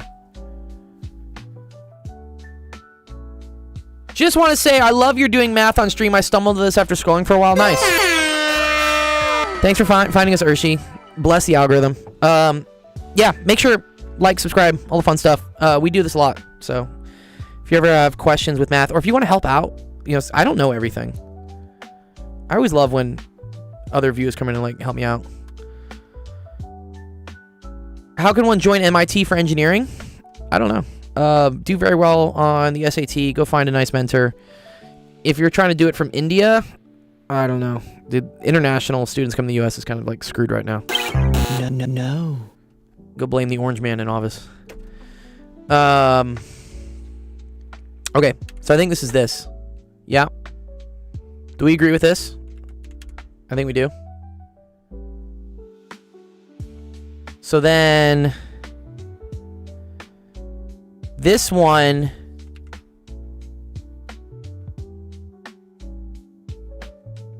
is going to be 3.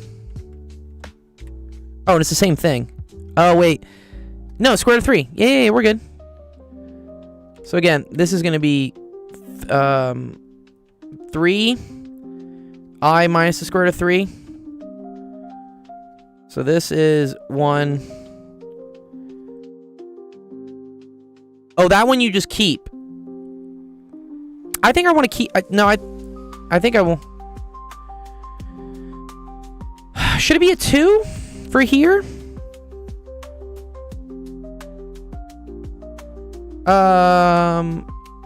Wait. Sorry. This is 1. Wait, so, Eric, if this is 1... Oh, square root of 3. 1 squared plus square root of 3 squared, thank you, is 4. Square root of 4 is 2. You're right. You're so right, Eric. Thank you. Okay. So, this one would be 6 then, no? Use Demois formula. I think so why do you guys keep saying Demois for me? What is this? What is this thing, Demois theorem?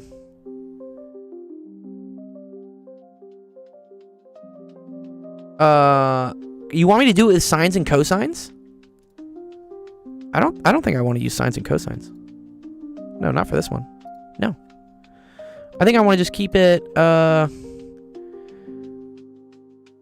convert it all to sines and cosines? Definitely, C Pearl says.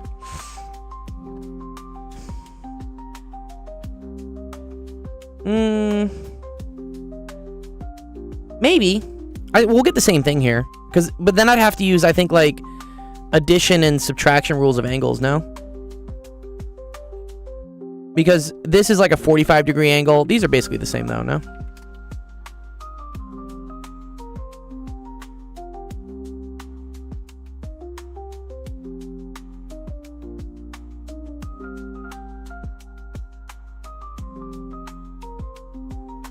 Yeah, we're just changing the form Hellboy. I agree. And wait, I think I fucked this one up. Sorry, this should be a different angle. Sorry. This is because I have the order wrong on this one. So this is I up and minus square root of 3 over. So sorry, that's over here. Yeah. Yeah. Okay. This is 1i up. And then it's square root of 3. Yeah, I agree. Yeah, this one's 2. So that's this one. So that's when this here is 30 degrees. Okay.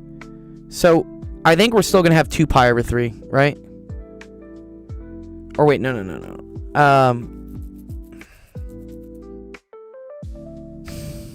5 pi over 6. Yeah? And then that should be 6. So I think this is 6 e to the 5 pi over 6 I. Yeah? Do we agree for this one? So let's put it all together.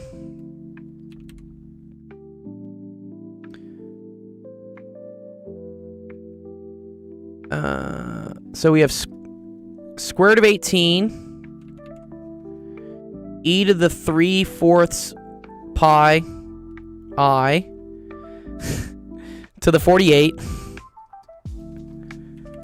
And then this is 2e 5 pi over 3i all the 24. And then all over this humble 6e to the 5 pi over 6i. Okay. Cool thing here is this is going to be 2 to the 24th, and then that's e to the 24 over 3 is 8, e to the 40 pi, which is just e to the 2 pi I to the 20th, right? This is right, e to the 2 pi I, shout out Zach, all to the 20th, and we know this is 1. Here, I'm gonna shout at Zach real quick because we did end up using his name. Okay, I'll try green next time. No, you're good.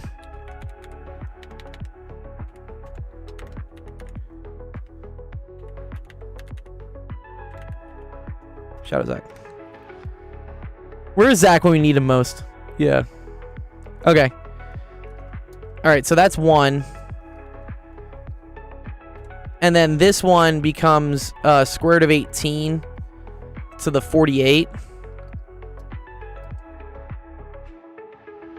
So my high school teacher always had this big pet peeve. Why did people always draw angles like they're 45 degrees?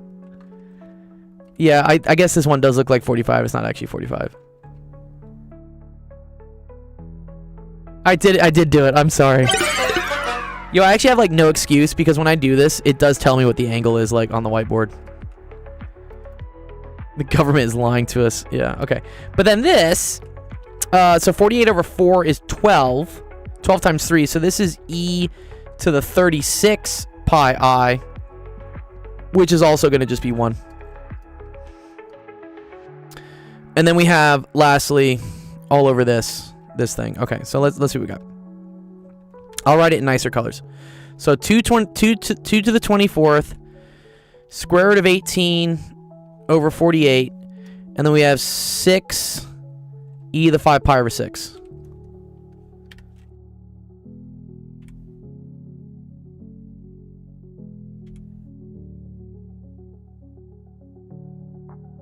Right?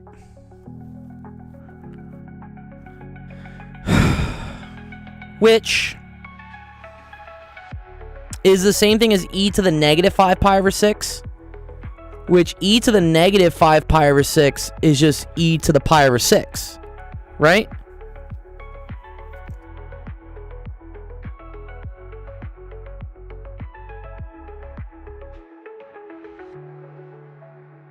This is why I love dealing with things in exponential form, because it's so fun, because then you can see this, and then you're like, oh, wait, oh, sorry, it's not pi over 6, sorry.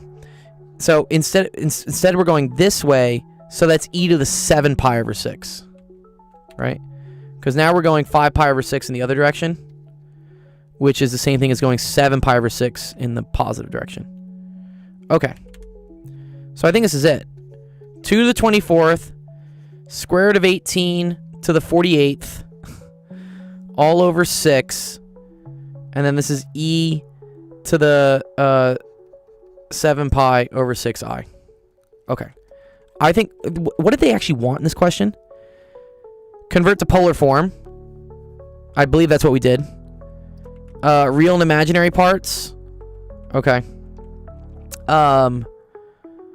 So this is polar. The real part of this is whatever this... Dude, this is such a gross number.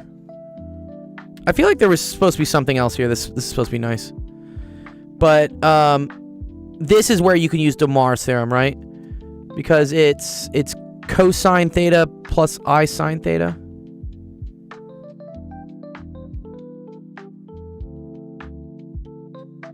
Cypress, love what you're doing, lad. Wouldn't stay for longer. Time zone match. All good. We have other friends that stream at different times. Make sure, if you want to go to the website, actualofficehours.com, and click here on the streaming schedule. We have streamers at other parts that stream all different hours. Square root of 18 to the 48 is an integer. Yes. This is the same thing as... Oh, 18 to the 24th, right? Right, because... Oh, okay. That's actually kind of cool. Okay, yeah, so let's fix that.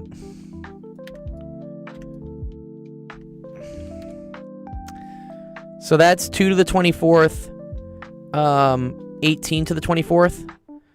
So that's 36 to the 24th. You're welcome, Cypress. Take care. 36 to the 24th over 6. Right? It does simplify a little bit, because that's 6 to the 48th over 6. So yeah, 6 to the 47th. Yeah, cool.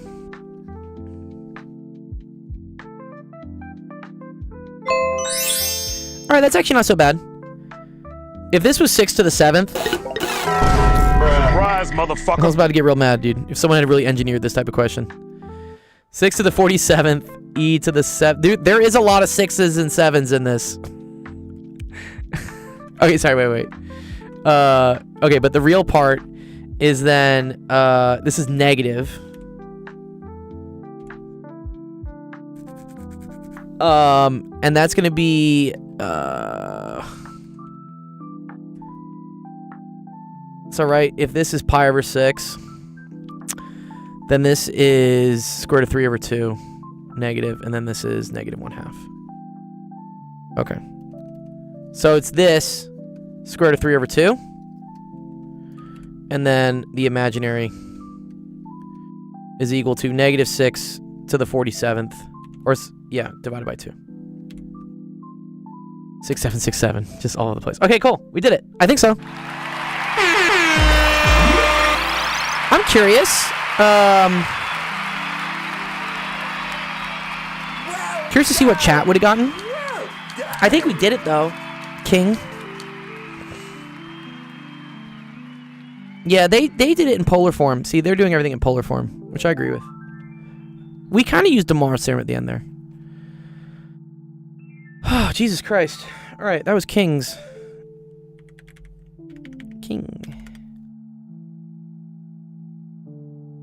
Boom, boom, boom. All right, let's mark that one as done. It's going to go into our Discord.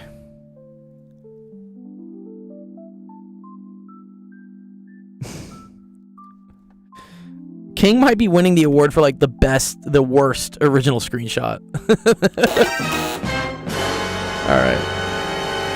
All right, let's see. Let's get Kasey's. Kasey. I like this question, Kasey, because this is physics. Big fan of physics. I mean, the math is fun too. All right, two cars of masses 1,200 kilograms and 1,400 kilograms collide head-on and stick together. Cool, love it. All right, so this thing is 1,200 kg. It's moving that way. This thing is 1,400 kg. It's moving this way. And then they stick together. So this is, I always like to say before and after. So let's call this situation 1.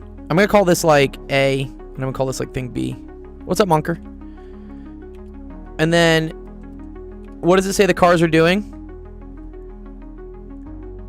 It says they're coming at each other. Surprise, motherfucker. Oh, you said the wrong question? You don't want to do this one, Kasey? If you want to submit a new one, I'll do it. I won't make you go all the way back in the queue.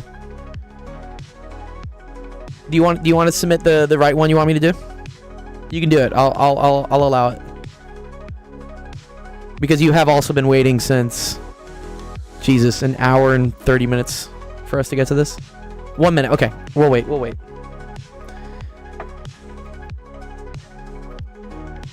They have a small feud. All right, let's see what that other one. Let's see if it got this right. What did chat get for this? Yeah, look at that. Oh wait. It got negative pi over 6. Shit.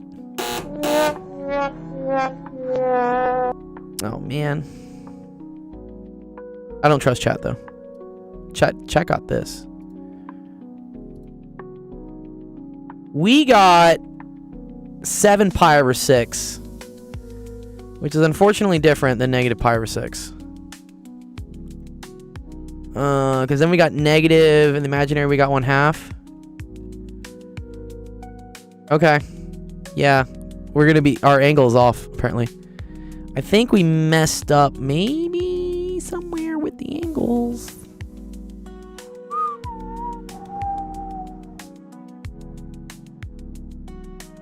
Yeah, negative I, that was fine.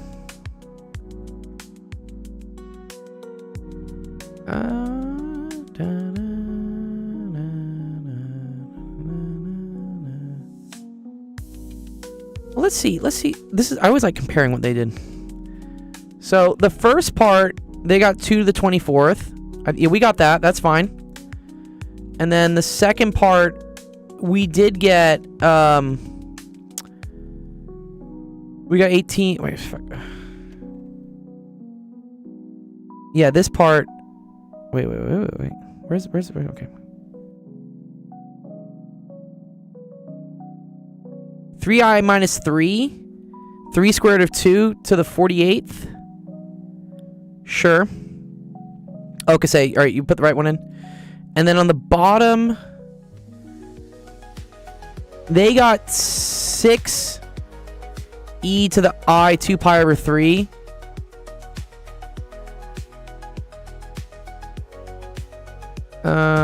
Is that what we got? We got 6 e to the 5 pi over 6. Should be in. All right, cool. I'll go check it out. All right. Oh, wait, no, this is the old one. This is the new one. Okay, great. Got it. All right, cool. Got you. All right.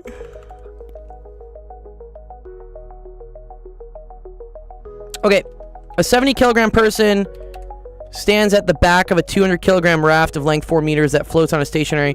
She begins to walk towards the front of the boat. When she gets to the front, how far back will the boat have moved? Oh, okay. I think the center of mass has to stay the same, right? Because the amount of force that she exerts on the plank is the same amount of force the plank exerts on the person. Yeah, center of mass stays still. Yeah. Yeah, exactly.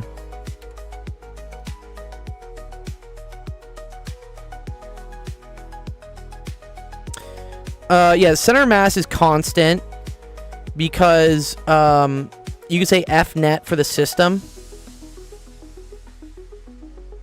is equal to 0. And when we talk about the system, right, let's pretend that this is the plank here, Kasey. Plank. And then this is the person, right?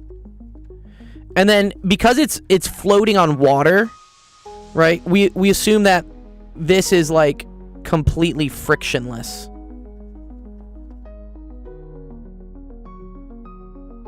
Right? So what happens is when the person wants to move to the left, they're going to exert a force on the plank, pushing the plank back.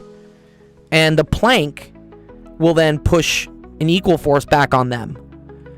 But because the plank isn't fixed to anything, that means that the plank is going to have to move to the right while this person moves to the left. But the center of mass for the whole system has to stay the same. Because as a system, if we were to treat this as like one big block, there is no external force on this outside of inside the system, which is the person in the plank. Yeah. Okay, so yeah, so let's calculate what center of mass is. This is actually cool. So COM is equal to the sum of the masses times the position over the sum of the masses. Yeah, Calvin, if you submit one, I'll do it. I love related rates. Okay.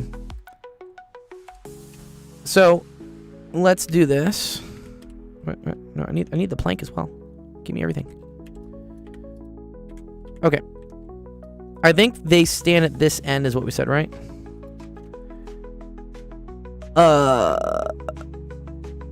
She begins to walk towards the front. When she gets to the front, how far back will the boat have moved?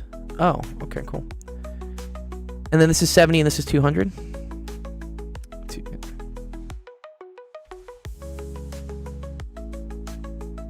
What's Castle Bravo?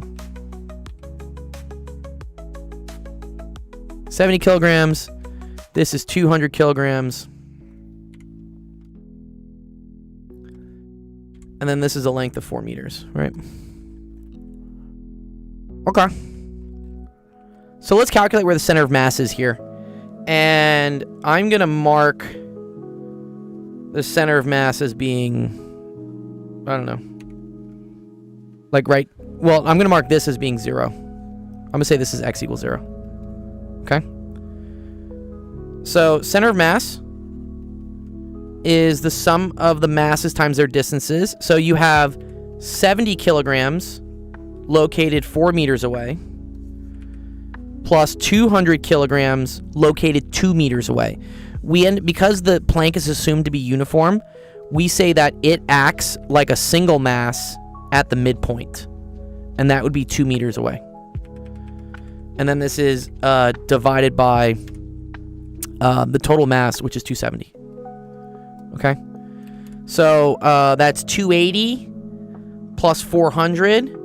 So that's 680 over 270, which, I don't know, what is that? What's 680 over 270? I don't think it's anything nice. Yeah, 2.5, whatever. Not nice number. 2.52. Okay, so the center mass is like somewhere over here. This is physics. All right, so now they move.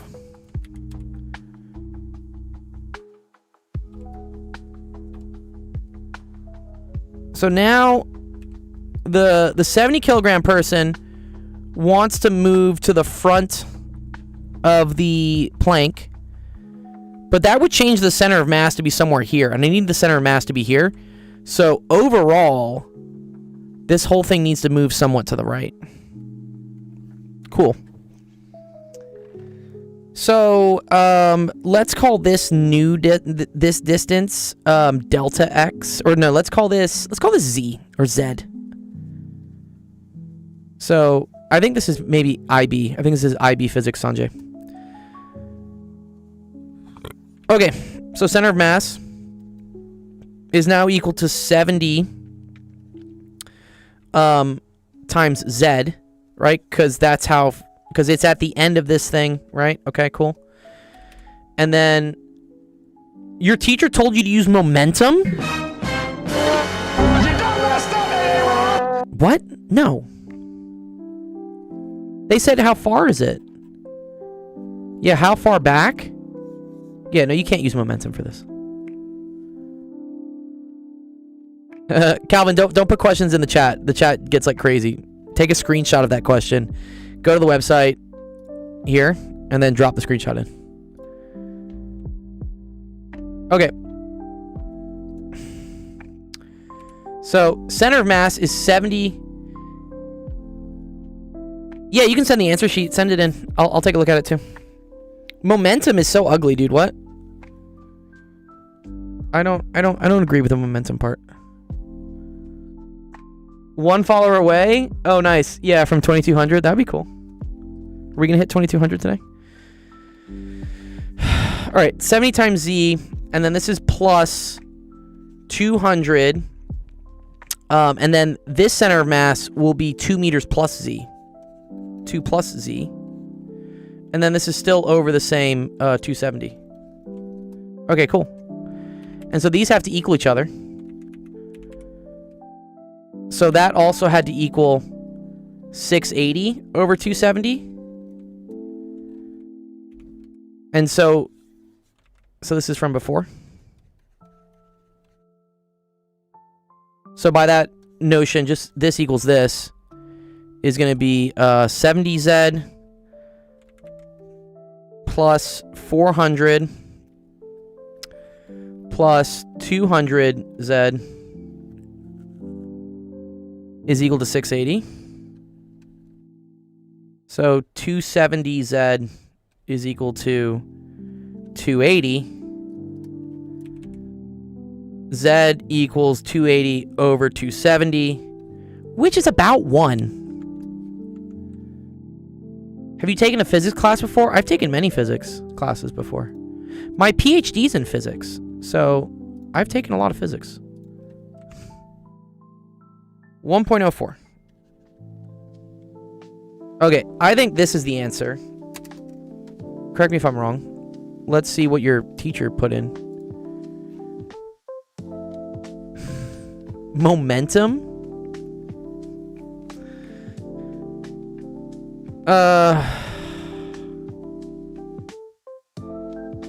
Dude, what? Why?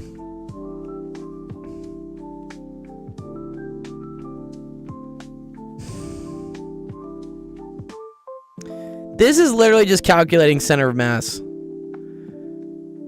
Because mass times velocity, or so, I mean, whatever. Velocity times time will get you the distance, and he's just dividing out the time.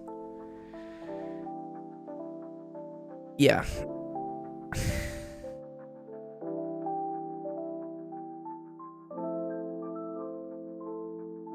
So he's saying the momentum. So I think the W thing is with respect to the water. I think that's what the PW means.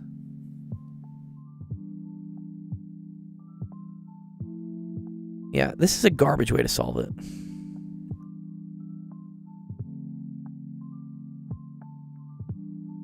With IB, you have to do exactly how they want it, so you have to use momentum.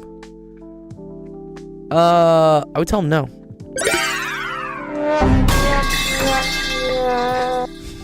Just refuse. This is ugly as sin, dude. What? Why?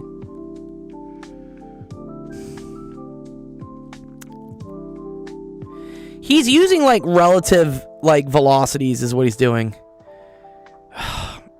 Man, it's terrible. This is such a more elegant way to do it. Okay, I'm not going to use his like terminology because it's terrible. What's IB? International Baccalaureate.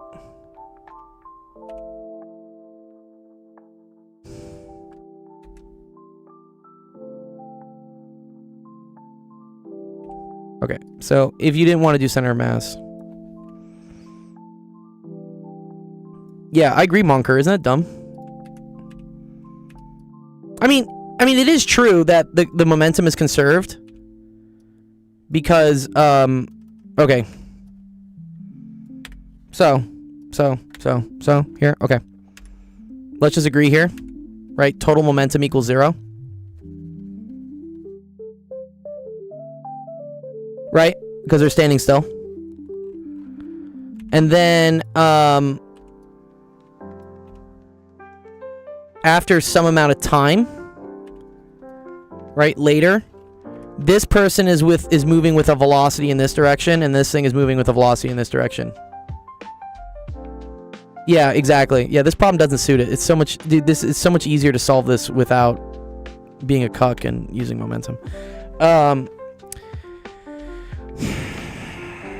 Okay, let's call this A. Let's call this B.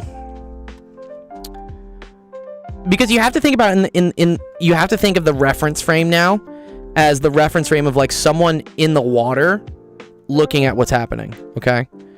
And this is going to be A prime, and then this is going to be B prime, okay? So, in this situation, right, I'm going to have, yep, I agree. So 70 A prime plus 200 B prime has to be equal to 0 as well. Right? Because this would be the total momentum in this situation, right? In reference to the water. And then here's kind of the cute thing. So, if the person is moving with a velocity A along the plank, but the plank is moving underneath them at velocity B, right? The relative velocity is A plus B, right? So relative to the plank,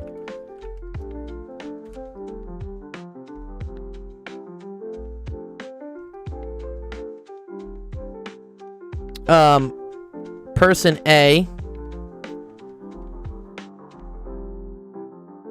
moves at velocity A prime plus B prime. Does that make sense? Because the ground is like moving underneath you. Well, actually, sorry. I think it's A prime minus B prime. Sorry. No, it's A prime minus B prime. Think about this like, yeah. Think about this as one of those like moving escalator things. Hellboy says, maybe. I'll get to that. Because I don't think they want to use integrals and stuff yet, the Hellboy. So, Right. So yeah, it's actually pretty cool actually.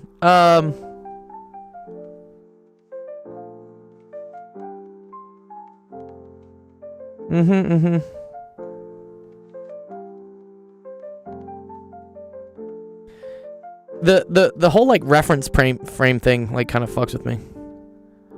Like you have to think about like person is like here, just like watching and seeing what happens, and so he's seeing someone like move this way, but then the ground is moving underneath him the opposite direction, so he doesn't like, he's not moving as fast.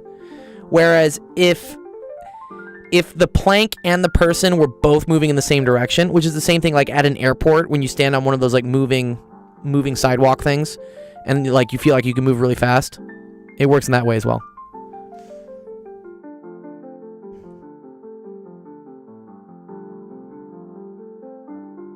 Okay. All right. Person moves relative to the plank. Wait. No.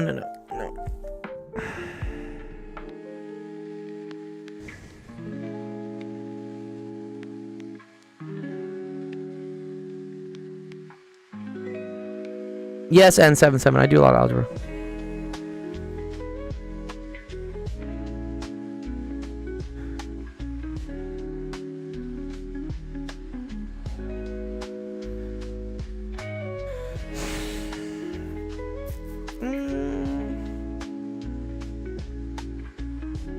Oh wait, no. I think I have this. He moves at 4 meters per second. Is that relative? No. Oh, we don't know it. We don't know the speed. Oh, this is a mind fuck.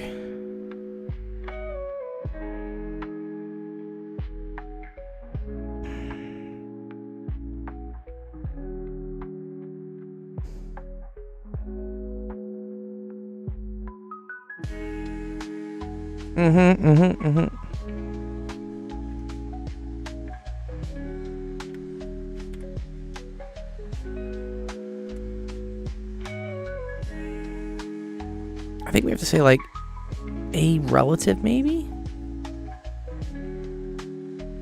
This is why they were putting all these subscripts on it.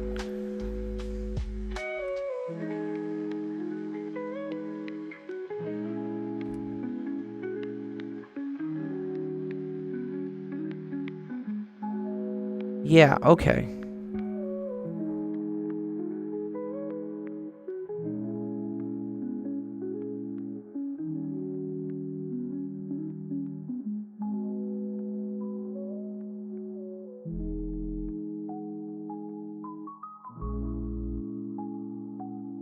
A prime equals A relative minus B prime, I think. Uh-huh.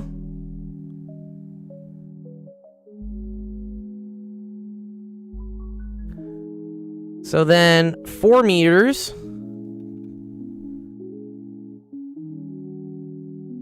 is equal to velocity times time.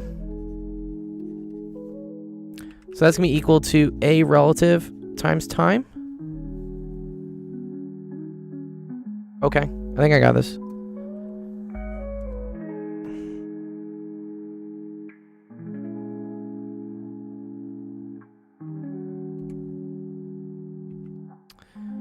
Good. Okay. Which is equal to A prime plus B prime T. But also, they're asking how far back will the boat move? Okay. But the boat moves. Nice.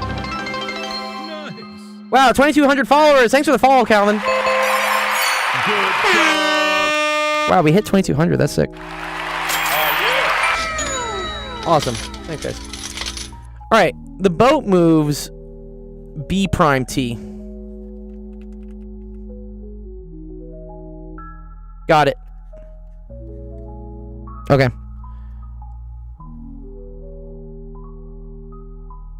Cool, cool, cool. And this is what we're trying to solve for. Okay, okay.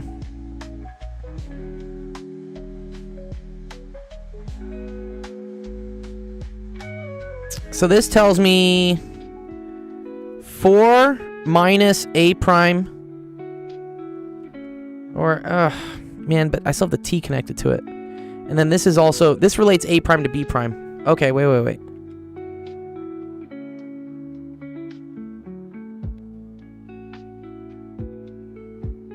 Yeah, thank you, dude. Yeah, Twitch looks a lot nicer, right? Okay.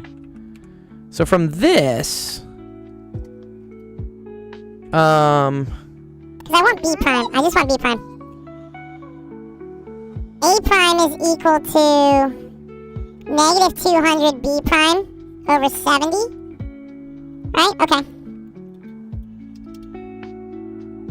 So 4 is equal to negative 200 b prime over 70 plus b prime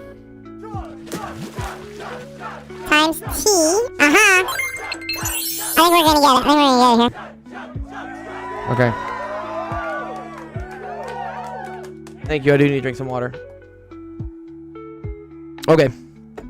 I think I got it. I got it. So this is gonna be the same thing as 70b prime over 70b prime.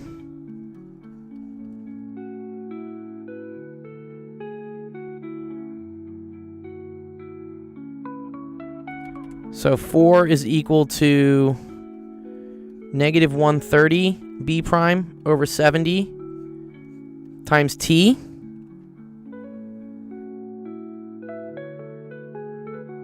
So 280 over negative 130 is equal to b prime t. Thanks, dude. Oh, we're close. I'm off by a minus sign.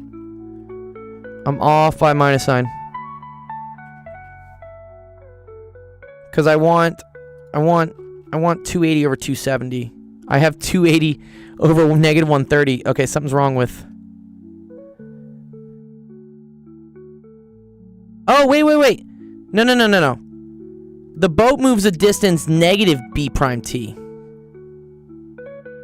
Oh, wait a minute. Wait.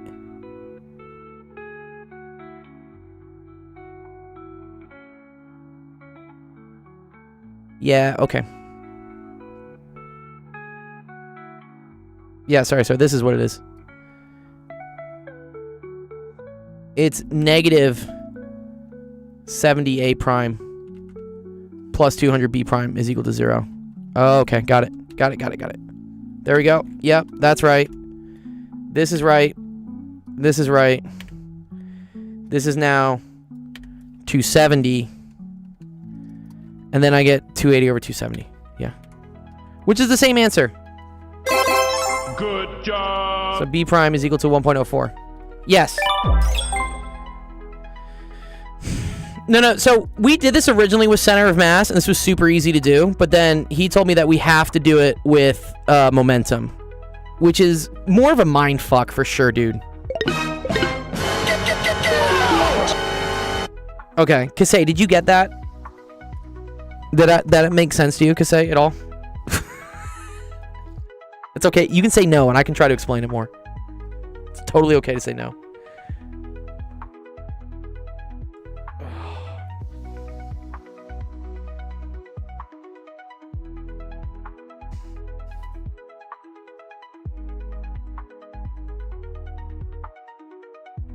A tiny bit? Yeah, okay. I mean, so let's explain it real quick. So total momentum at the beginning is 0. All right? These are velocities A and B. After it's moving, this is moving to the left at negative A prime. This is moving to the right at B prime. So the sum of the momentums is, again, mv. So it's negative 70 A prime plus 200 B prime. That total momentum still needs to equal 0. Okay, so this is an equation. This is important. Okay, this is important. Okay, so these velocities, though, by the way, are from someone who's sitting in the water watching what's happening. So we need to talk about the velocities relative to the plank. Because what's happening is that this thing is moving this way, But this person is moving this way, right? At some velocity, which relative to each other, that's a faster velocity because the ground is like flipping from underneath him. Yeah, I don't understand your teacher because your teacher didn't label things correctly at all. Where was what your teacher put? Yeah. Like I don't know what these numbers mean. I don't know what PW and P means and BW. Yeah. It's just I can't understand like what is what.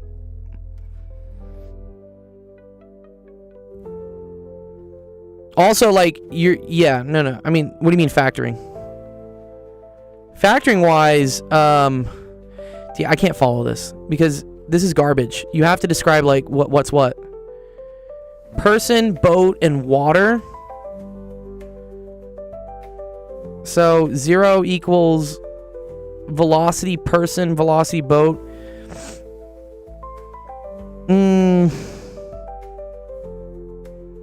Person, water, boat, water.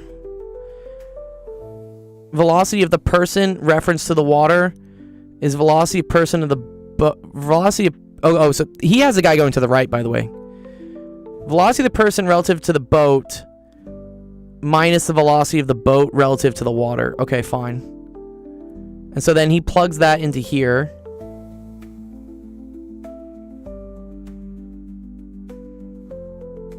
And then he gets to that. Okay.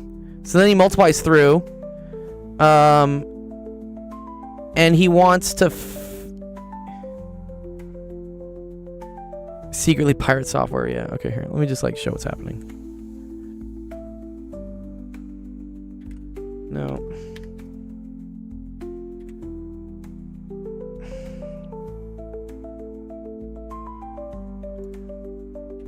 Okay. Person, right? Person.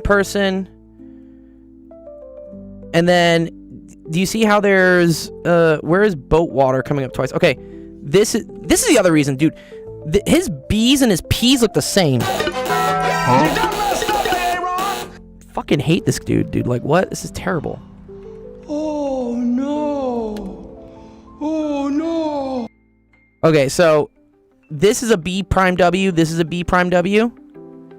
So he's pulling that out, and that's why he gets MB, but this is a minus. Oh, this isn't even correct. Sorry, what? No. This needs to be a minus then.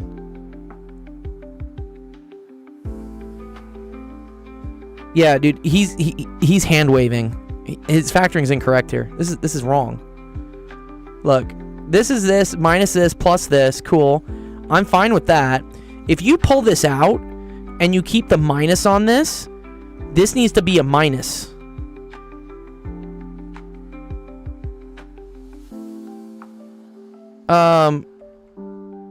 But wait, what? Sorry, what?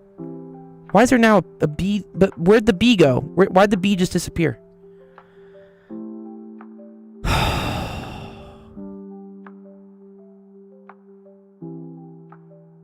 No. This is just wrong. It's just wrong. Yeah, he's not doing good notation. Alright. I need to keep moving forward, though. Your teacher sucks. You done messed up, Aaron! He's factoring wrong, and he's, like, changing symbols. That or I can't understand. I don't know. No. Also, doing it with conservation of momentum is terrible. Yeah, exactly. Munker's correct. Your teacher should explain his notation. It's a mess. It's also wrong. And then it's flipping like midway through. But I enjoyed the question. The question was cool, at least. His answer is trash. I will flame your teacher personally on that. How did he get the right answer? Because he knew what the right answer, and he's being a fucking dick, and he's just like writing the right answer and not actually doing the right math. That's what he's doing. He knows what the answer is.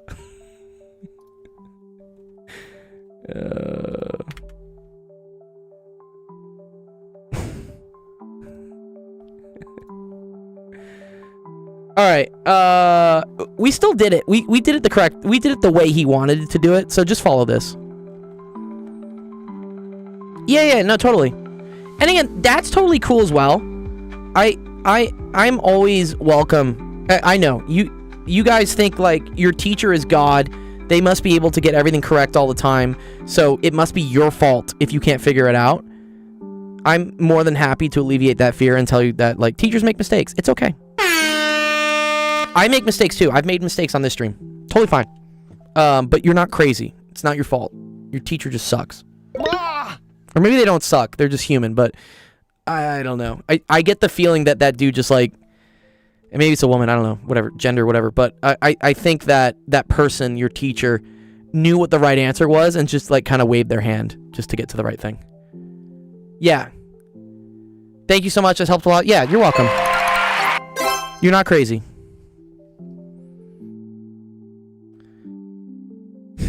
False. True. Sometimes schools hire anyone these days. They really do. Okay. All right. What do I got? Questions? Do I have more time? Sorry. Let me see if I can add some more time to the clock for you guys. Sorry. I have a big teaching schedule today, but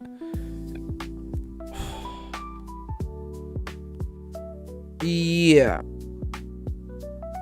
You have a final in 12 hours. Numerical methods? Ooh, I don't know. What do you have to do with numerical methods?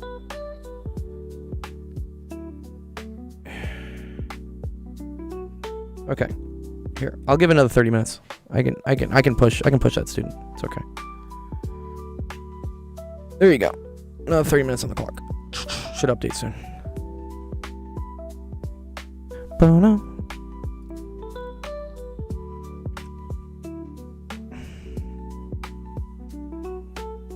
There you go. All right, let's see. What do we got? Another integral. Cool. U is equal to e to the 2x. So u squared equals e to the 4x. So then you have the integral of u. Oh, sorry. And then du is equal to 2e to the 2x. Obvious u sub is obvious. Yep. Yeah. So what? E to the 2x is equal to du over 2. What? Yeah, right. Oh, okay. Oh, wait. Oh, this is beautiful actually. Oh, this is absolutely beautiful actually. Sorry. If u is e to the 2x, u squared is e to the 4x, then du is 2e to the 2x dx. So du over 2 just equals e to the 2x dx. Oh, this is beautiful. Oh, yeah. Ooh, error analysis.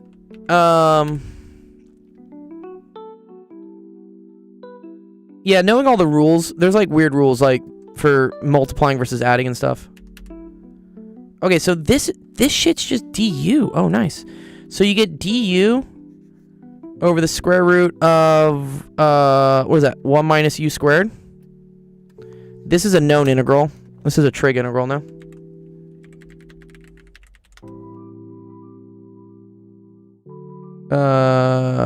Where is it? Is it an arc sine or something?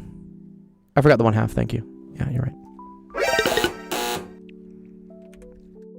Sorry, my bad. Where is it? Where is it? Is it this one? It's this one.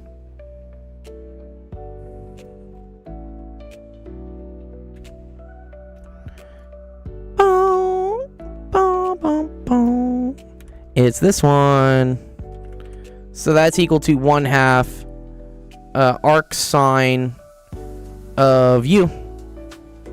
Because a is equal to 1. Yeah, it's just arc sine. So that's equal to 1/2 sine negative 1. And then u is e to the 2x. Nice. Good question. Fun. Love it.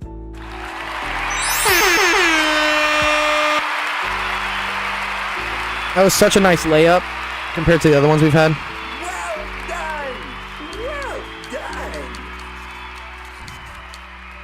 Plus C? Oh, don't get me, dude. No, dude. You are right, though. Hellboy's like, wrong, dude. Wrong. Fucking wrong. Get out of here. What are the hyperbolic trig functions for? Pain. They're actually pretty cool. They describe some cool things in the physical world, such as like if you have like two telephone poles and you have a wire hanging from it, I think it follows arc cinch. Correct me if I'm wrong on that one.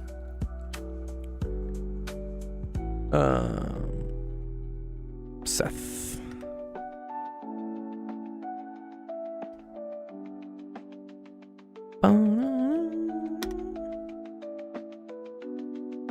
Calvin, what do you got? You've been waiting for a little bit. You're in both my chats. What's your question? Oh, related rates? Yeah, let me just do this. I can do this quickly for you. It's your lucky day, Calvin. And then I'll keep working on it. All right, Calvin. A 10 meter ladder lies against a house on a flat ground. The house is to the left of the ladder. The base is sliding at 2 feet. At what rate is the angle between the ladder and the ground changing? Yeah, you're good. This is a good, like, little question. Yeah, power lines. Yeah. It's hyperbolic cinch, I think. Someone go figure it out for me. I think it is. Okay, 10 feet ladder. 10 foot ladder. So this is 10 feet. We can call this Y. And then let's call this X. So it's important to always, like, whenever you're doing related rates, you want to figure out what things are changing and assign variables to them. I know in this situation, it's almost always something like this over this is changing. But they want the rate at which the angle between the ladder and the ground is changing when the base is 8 feet from the house. Okay, so when the base is 8 feet from the house, that describes X. So that tells me right away, I'm going to plug in when X is equal to 8. You're very welcome. We're going to do it. X is equal to 8. And the base is sliding away. So the base is sliding away at 2 feet per second. That's also talking about X. Right? So this is telling me that dx dt is equal to 2.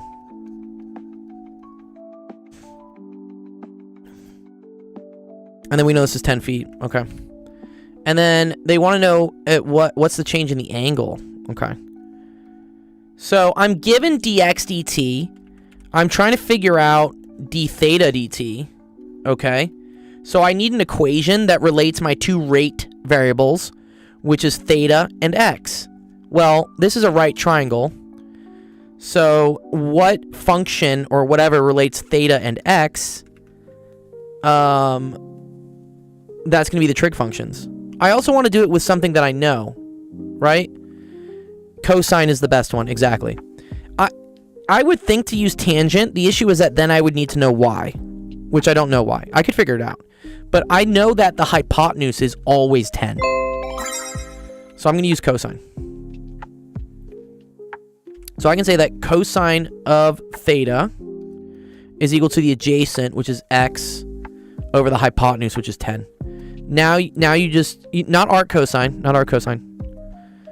Because what I'm going to do is I'm now going to derive both sides. Okay, so when I derive this sign, the derivative of cosine is negative sine.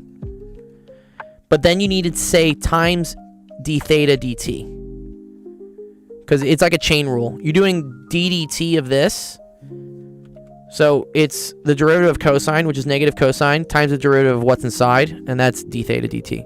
Or derivative of theta is just 1, but then it's dt.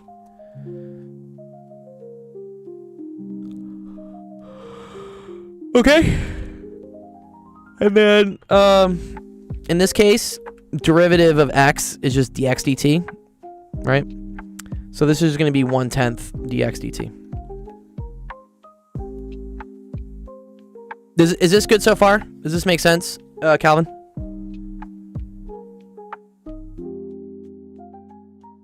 Sometimes the ddt messes with people, so you can think about doing it implicitly. In this case, this would be negative sine theta, and then like d theta, and then this would be equal to just 1/10 dx, and then you can just write the dt's underneath at the end. People get mad at me in the math community for doing this. but it's technically legal. Or it technically works. I don't know if it's legal. Okay, so cool. So then, d theta dt is equal to 1 over 10. dx dt, you already know. dx dt is equal to 2. But this is kind of the tricky part. They want the sine of theta. Oh, wow. Okay. Sine of theta is equal to the opposite over the hypotenuse, which in that case is equal to y over x. We know x is equal to 8. And actually, you can figure out what y is, because this is a very special triangle. So if you know the hypotenuse is always 10, right? So yeah, here let's just draw it real quick.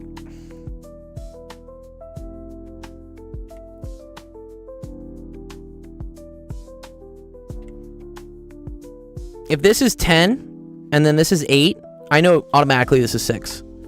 The reason I know this is a 3, 4, 5.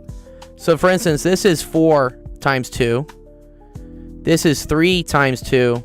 And this is 5 times 2. So once you recognize, like, you got the 4, 5, I know this is the 3. And then 3 times 2 is 6. You could also do the Pythagorean theorem. But, okay, so from that, we know this is equal to 6. So then your answer is going to be negative 1/5 times 3/4. Similar triangles, yeah, exactly. It's just a multiple. And so that's negative 3 over 20. And then it's going to be meters per second. Nice. Quick question, but that was good.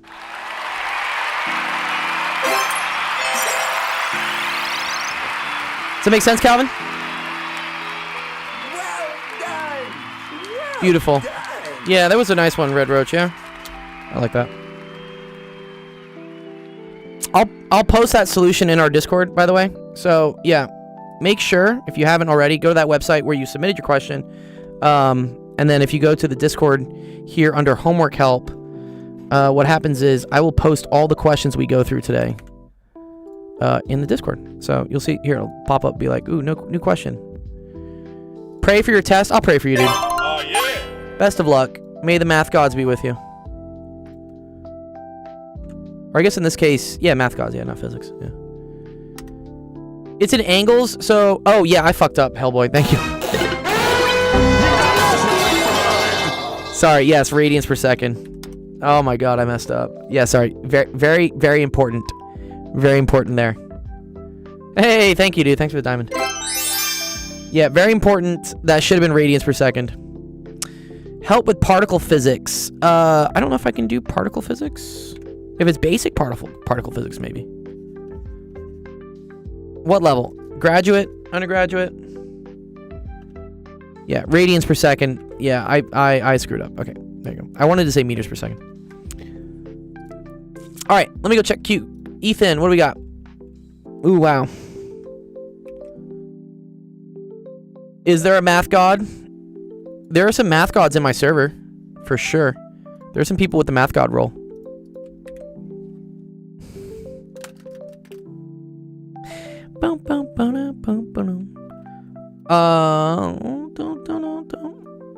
Yes, I am familiar with linear algebra. I've been getting better at it for sure. I'm really happy about my linear algebra so far. We want to use green, maybe blue. Yeah, blue looks better. Okay. Motion. How long did it take each runner to get to 10 meters? Just draw a line. So, about 2.5 seconds for runner A. And then wherever this intersects, 5 seconds for runner B. If you want to determine speed equals distance over time, which in that case, it's 10 over 2.5. So you can say like speed A is 10 over 2.5, which is equal to 4. Speed B is equal to 10 over 5, sorry, which is equal to 2. You messed up. Question B is separate. Oh, sorry. Yeah. Oh, sorry, Jeff. Jeff, thank you. Sorry. Yes. Sorry. I skipped ahead. I thought they were 2 parts. There you go. Okay, there you go. Is that better? That's better, Jeff. Did I jump or I run over it? Thank you, Calvin.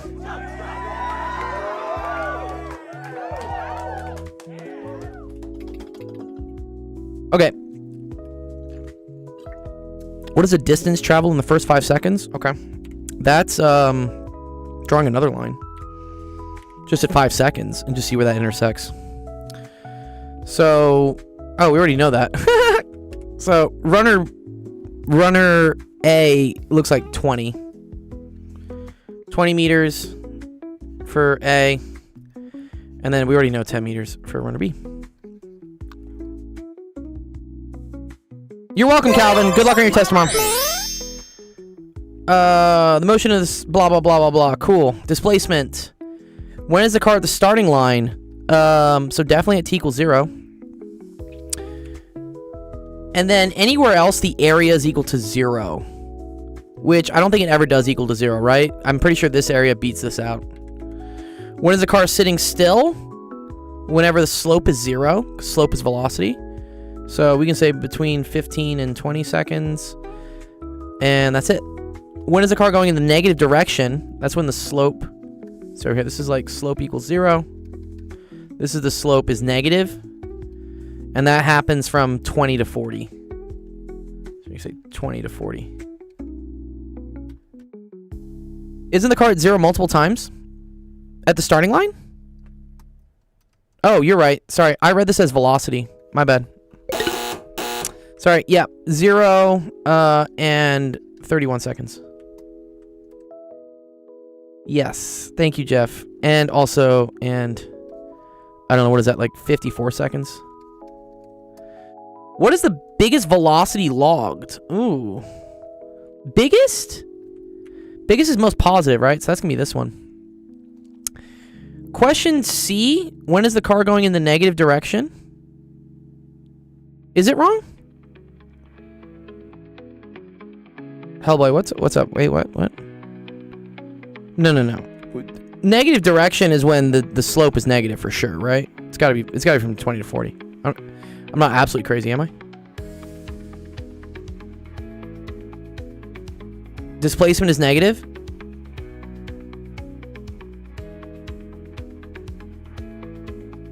No, no. They asked for biggest speed. So, biggest velocity, I think, means most positive. So, in that case, that's this. So, that's 60 over 15. So, that's equal to 4 meters per second. Biggest speed.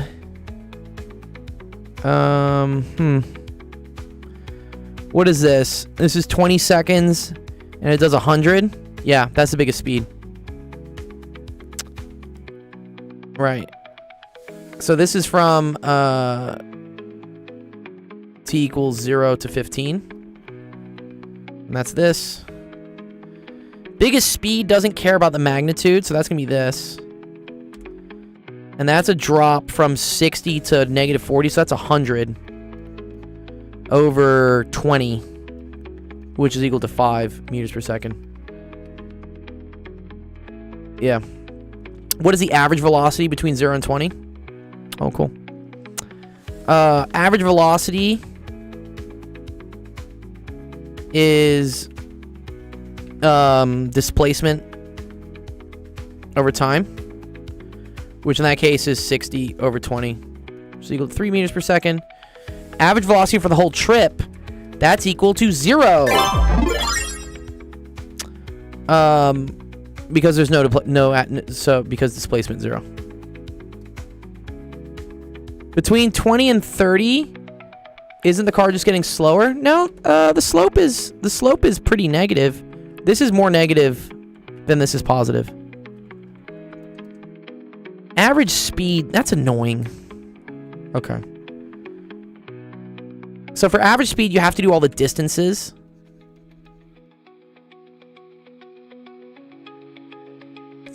Which, it goes up 60.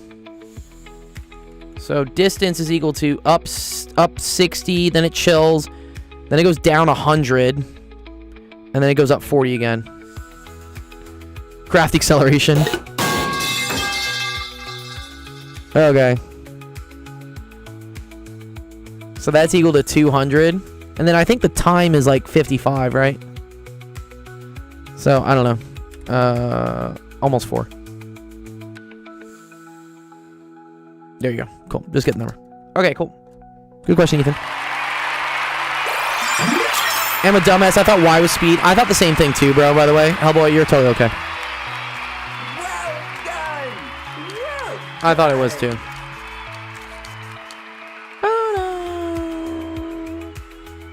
Yeah, I was hallucinating at times. All right, good. Ethan.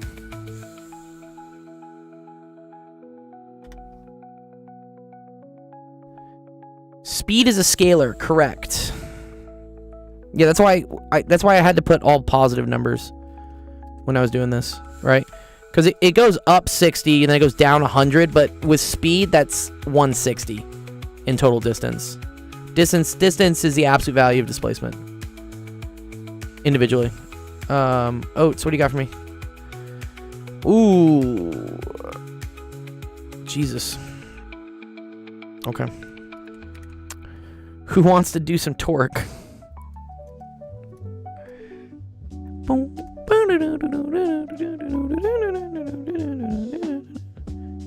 In the figure, the horizontal lower arm has a mass. Yeah, some of torque's around the elbow joint. Yeah, right? Cool. Yeah, some of torque's. Let's go, Oats. What's up, dude? Thanks for waiting. Yeah, you submitted this question an hour. Sorry, no. 2 hours ago. 2 hours and 10 minutes ago. Holy shit. Thank you for sticking around. Yeah, let's do some of torques.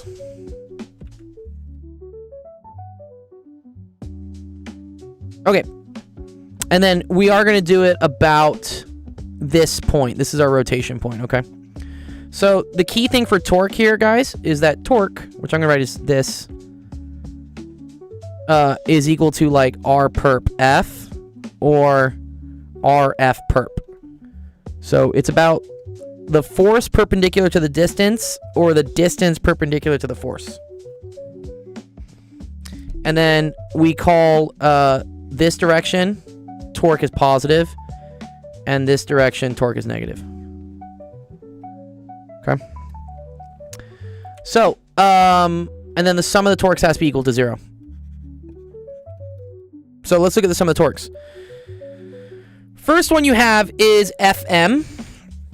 Here, that's pointing straight down. So since it's an up-down force, the perpendicular distance to that is left-right distance. And in that case, they tell us from the elbow point, left-right, it's a distance of 2.5 centimeters. So that's going, and let's think about like what happens, right? If you're here and you're pulling down, right? That's pulling you counterclockwise, which is positive torque. So we can say that's equal to a positive FM, and then that's times, we can leave everything in centimeters, right? Let's just leave it all in centimeters. Or, ooh, am I gonna, no. Yeah, it'll cancel out, right? We're okay. So I'm gonna say 2.5. Nice. Okay. And then we have the shot put. So the shot put's going to have a force of gravity, right? Which is going to be acting straight down.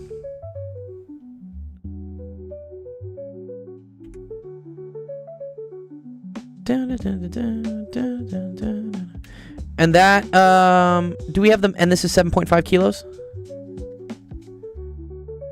So, again, this is an up-down force. So I care about left-right distance, and that's 30 centimeters. And since that is pulling it down, that is going to be negative torque. So we're going to say minus, and that's 7.5 times 9.8. Careful, because you need the force, which is the force of gravity. So that's the mass times g. And then that's times 30 centimeters. Okay. The last part is this. that the arm itself has a mass of 2.8 kilograms, and its center of gravity is 12 centimeters away. So they didn't put that on the picture. But that's right here, and that's pulling down 12 centimeters. Fem got around 1,000. All right, let's see. So 12 centimeters. And again, same thing as the shot put, right? That's pulling it down, so that's going to be negative torque. I think I'm okay using it, though. Because it'll divide out, no? Right? If everything's in centimeters and I divide out by centimeters, I think it should be fine, right? As long as all the distances are centimeters.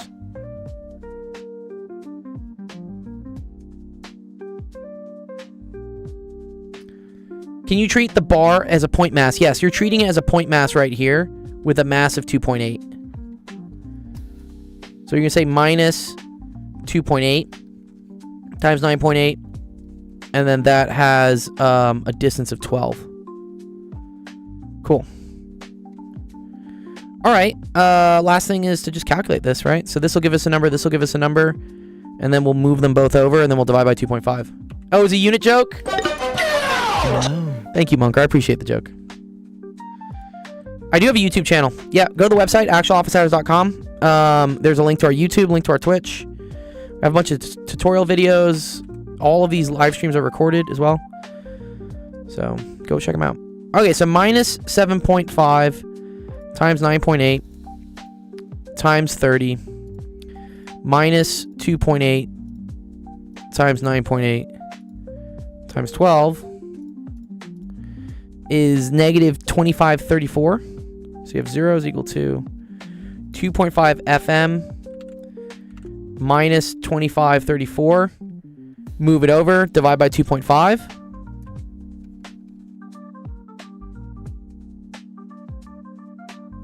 And I think I'm going to get the same. You get about 1,000. It's literally just 1,000 newtons. Right, which is answer D. Nice. Cool.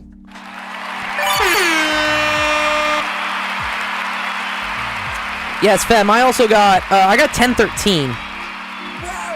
Technically. 1014. About the same. Cool question though, Oates. I hope that made sense to you. Torque's great. I like torque. Yeah, torque is fun.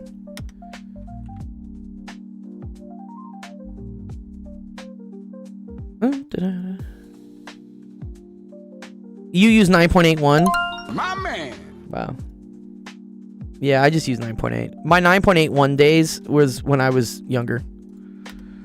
I wonder if that's why like some teachers use 10 because I don't know, they just get really old and they're just like, fuck this, dude. Huh? Everything's just 10. I do find myself using 9.8. I used to use 9.81. And I was like, does the 0.1 really matter?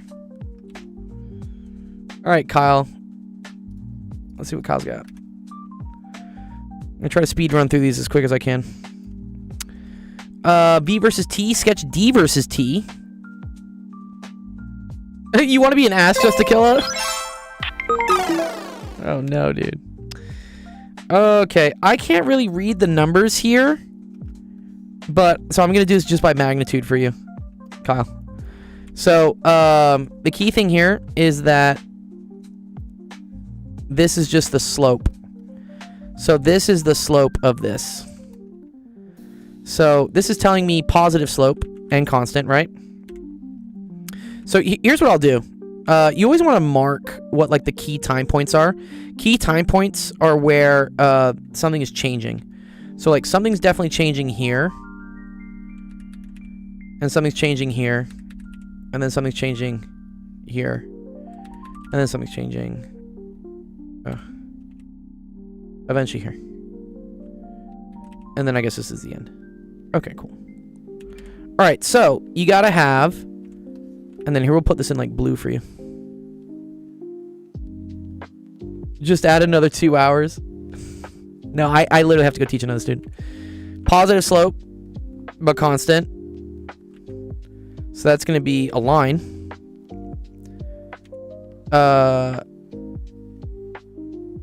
And then the slope is starting positive, but eventually goes to 0.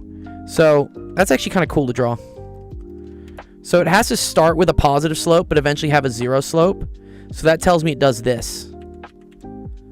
So it's like that. Okay. Then 0 slope and just chilling. So that's going to be this. And then now it needs to go from having 0 slope to having very positive slope. So it's got to do this, and it's eventually got to do this. So that shows you it's this way. Right? Not this, it's this. Okay, and that's like a really, really high slope. So it's going to do something like this. And then it continues having that high slope. So that's just going to do this. Cool. Nice. Good question, Kyle. 0 minus 0 plus 0? Oh, no. I was graphing distance. Correct. Yep. I think it said graph distance. Yeah, sketch distance. Yeah, I believe so.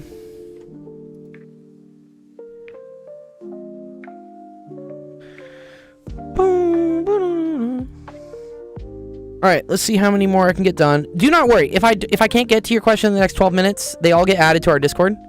And then we have other people that go through and would love to maybe solve them. Let me see. Which one do you think I can do quickly? What do you got for pilots? How many centimeters is 26.5 inches? Stop. Huh? Oh, we already did this one. That was Layla. We already did Layla's. Let me mark that. We already did Layla's. Terrence, Jimmy. You guys have some really cool names. Oh, this is power reduction. I know how to do this. This is code. Oh my god, what is this, dude? Okay. This is assembly? I don't know how to code an assembly. Slug King. Derive Euler's formula. Ooh. My man. That's not a hard one, right? The e to the ix is a pretty well-known series. And then I think you show that like one oscillating part, the even oscillating part is this and the odd oscillating part is this. That's a cool one.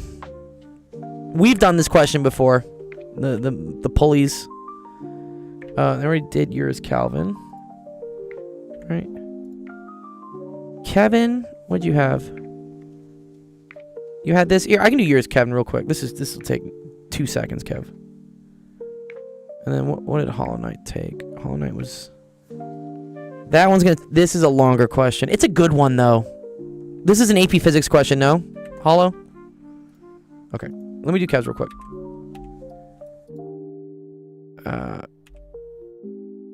Because I know Kevin's in the chat. What's up, Kev? All right. Yeah. It's a good question. It's a really good one. They luckily post the solutions for those, I think, though. But I would love to do it if I had more time. Let me see what I can get to so far. Okay. H of x is equal to this. Find h inverse of x. Okay. So my trick with inverses is you're going to write y is equal to log base 2 of x minus 4. And now you're going to flip. You're going to flip the x's and the y's. So you're going to say x is equal to log base 2 of y minus 4. Right? Okay, cool. Now we should try to get rid of this log because we got to solve for y.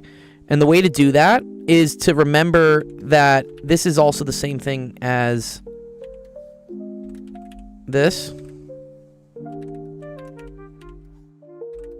Right? Where you can just say like 2 to the x is equal to this.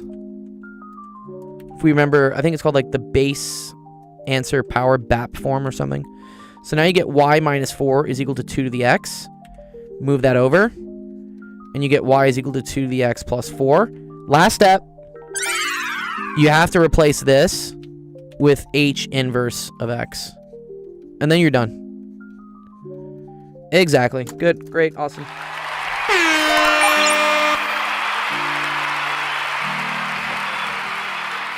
Hope that made sense, Kev. Well done! Well done!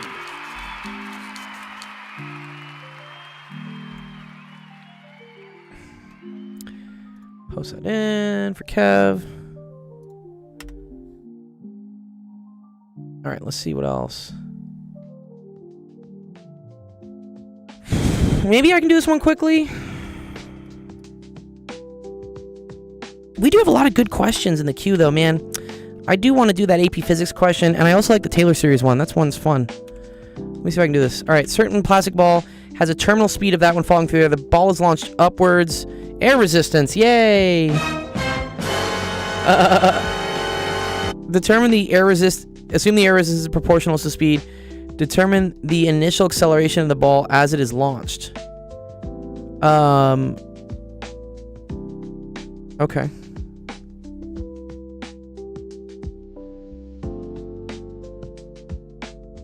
That snowman is a stone cold math genius by now. Who's the snow? Oh yeah, dude. Yeah. Oh yeah. What's his name? Otto or something. I don't. My brain's done. It's proportional speed, so it is linear. Well, the initial acceleration should be negative 9.8. No, right? Because it. Right? Yeah, I think so. Olaf, thank you. Jesus. We can relate the terminal velocity real quick though. So if this is 0.15, and that means that the force downwards would be equal to 0.15 g, then the force upwards, which needs to be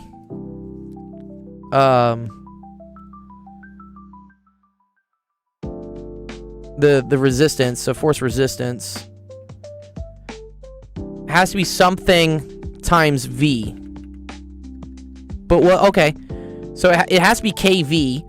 But what we know is that at 20 miles an hour, it's terminal, which means that this force balances this force. Exactly, they're equal. So 20k equals 0.15 g. So k is equal to 0.15 over 20g. All right, cool. So air resistance is equal to, in this case, it's negative 0.15 over 20 times g. Cool. Okay, so the initial acceleration when it's launched. Okay, so here we go. So at launch, you have a couple forces trying to fight it down, right? So this thing is moving this way. So it's going to have two forces. It's going to have the force of gravity, and it's going to have the force of air resistance. And so sum of forces is equal to mass times acceleration. So acceleration equals sum of forces over mass. And that's going to equal to negative 9.8 times g, or negative 9.8, or let's just leave it as g. Negative 0.15 g. And then minus kV. So minus 0.15 over 20 g times the velocity, which is 16. What's for lunch? Cheerios. Yeah. Times 16.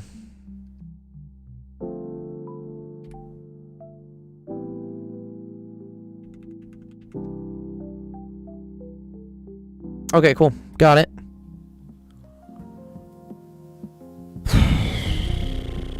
Determine the time it spends rising and the maximum height that it will reach. This is not trivial, right? This is a differential equation. Oh. Right? I don't know if... Yeah, this is not easy to do. Because this is... A is equal to... Here, we'll just leave it. Negative mg minus mg over 20v. So then you have to write this in terms of derivatives. So this is x double dot is equal to negative mg minus mg over 20 x dot. Oh, man. It's not too bad.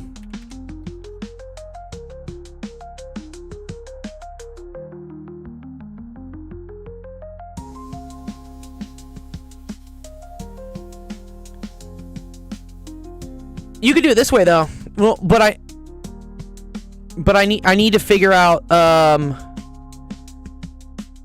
the maximum height. So I think I want to keep things in terms of x, right?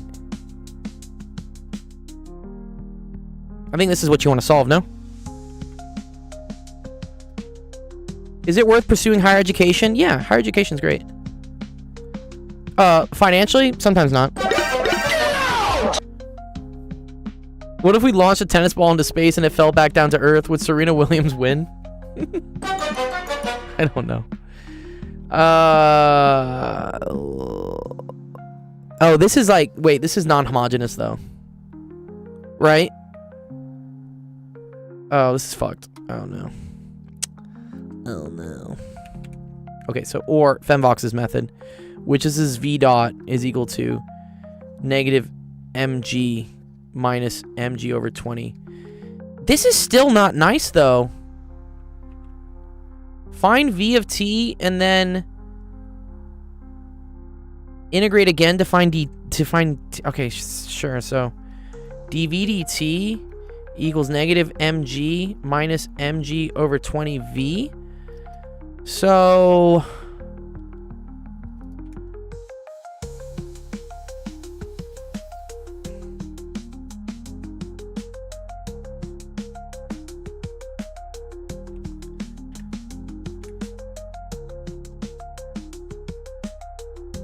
right?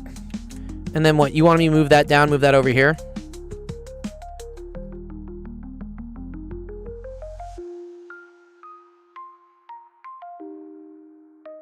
Yeah.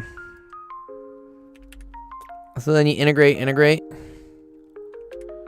So what is that?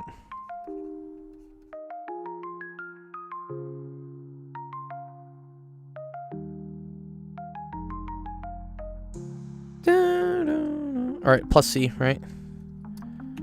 So then 20 plus v is equal to c1 e to the negative mg over 20 times t.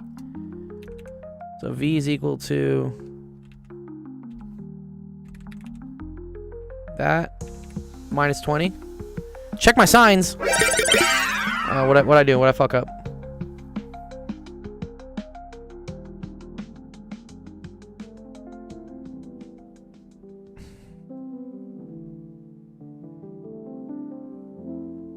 Did I fuck up?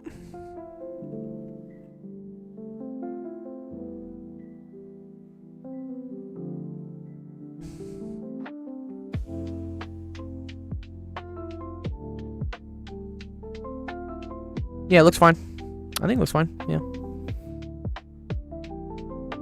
And then when t equals 0, v needs to equal what? What does v need to equal? 16, right? So v, so when this is 0, this is 1. So v equals c1, so 16 equals c1 e to the 0 minus 20.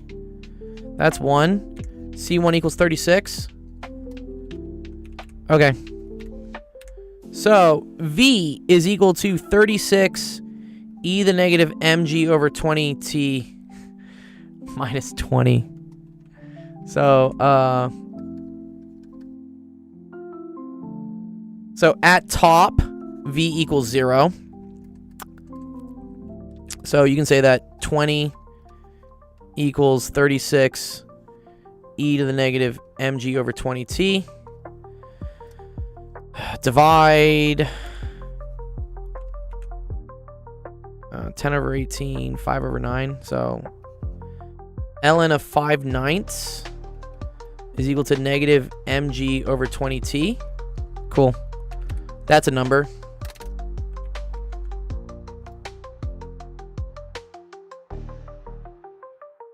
Okay. ln of 5 over 9. Good. So times 20 divided by 9.8 and then divided by negative 0.15. T is equal to 8. Bing bang. That's actually pretty cool. All right, and then now that you have an expression for v, You want me to integrate again?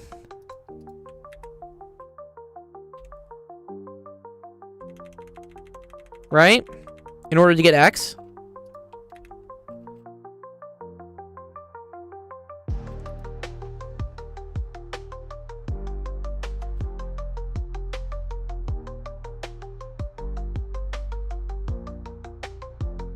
We went like kind of down a rabbit hole here.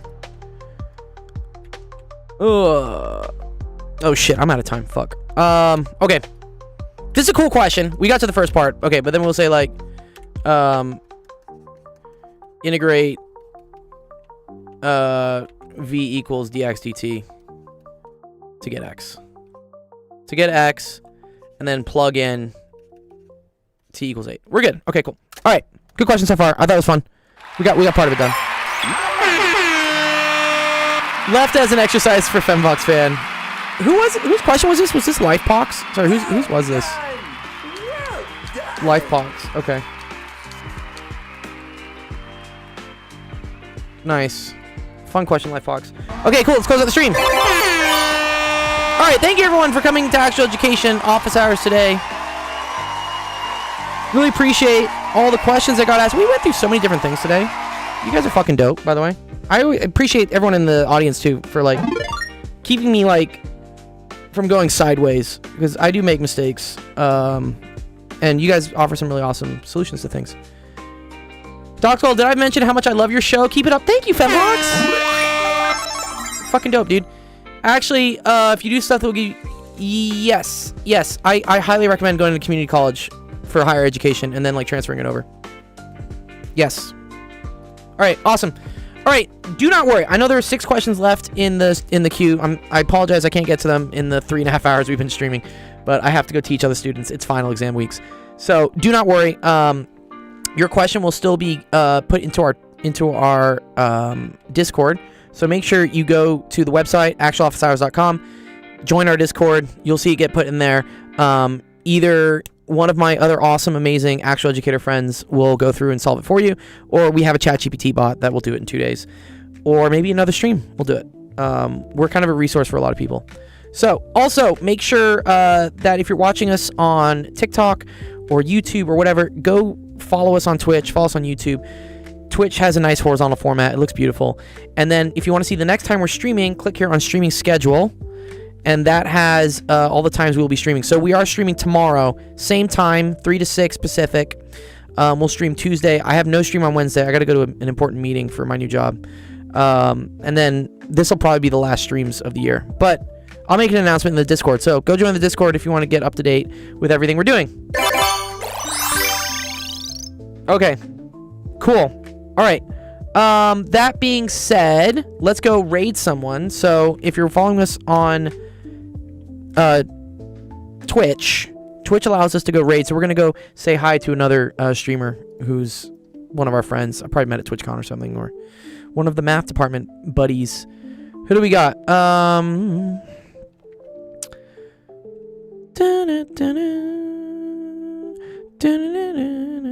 Here, let's go say hi to... I haven't said hi to Nerduino in a bit. Yeah, let's go raid Nerduino.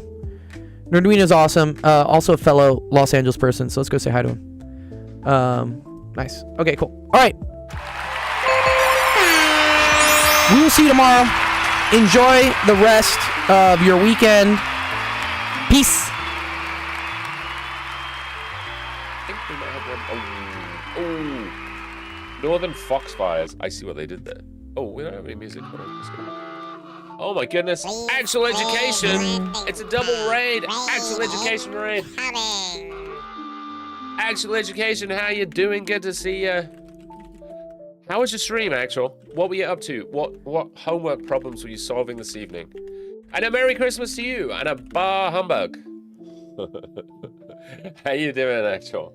Good to see you. Surviving tutoring final exam.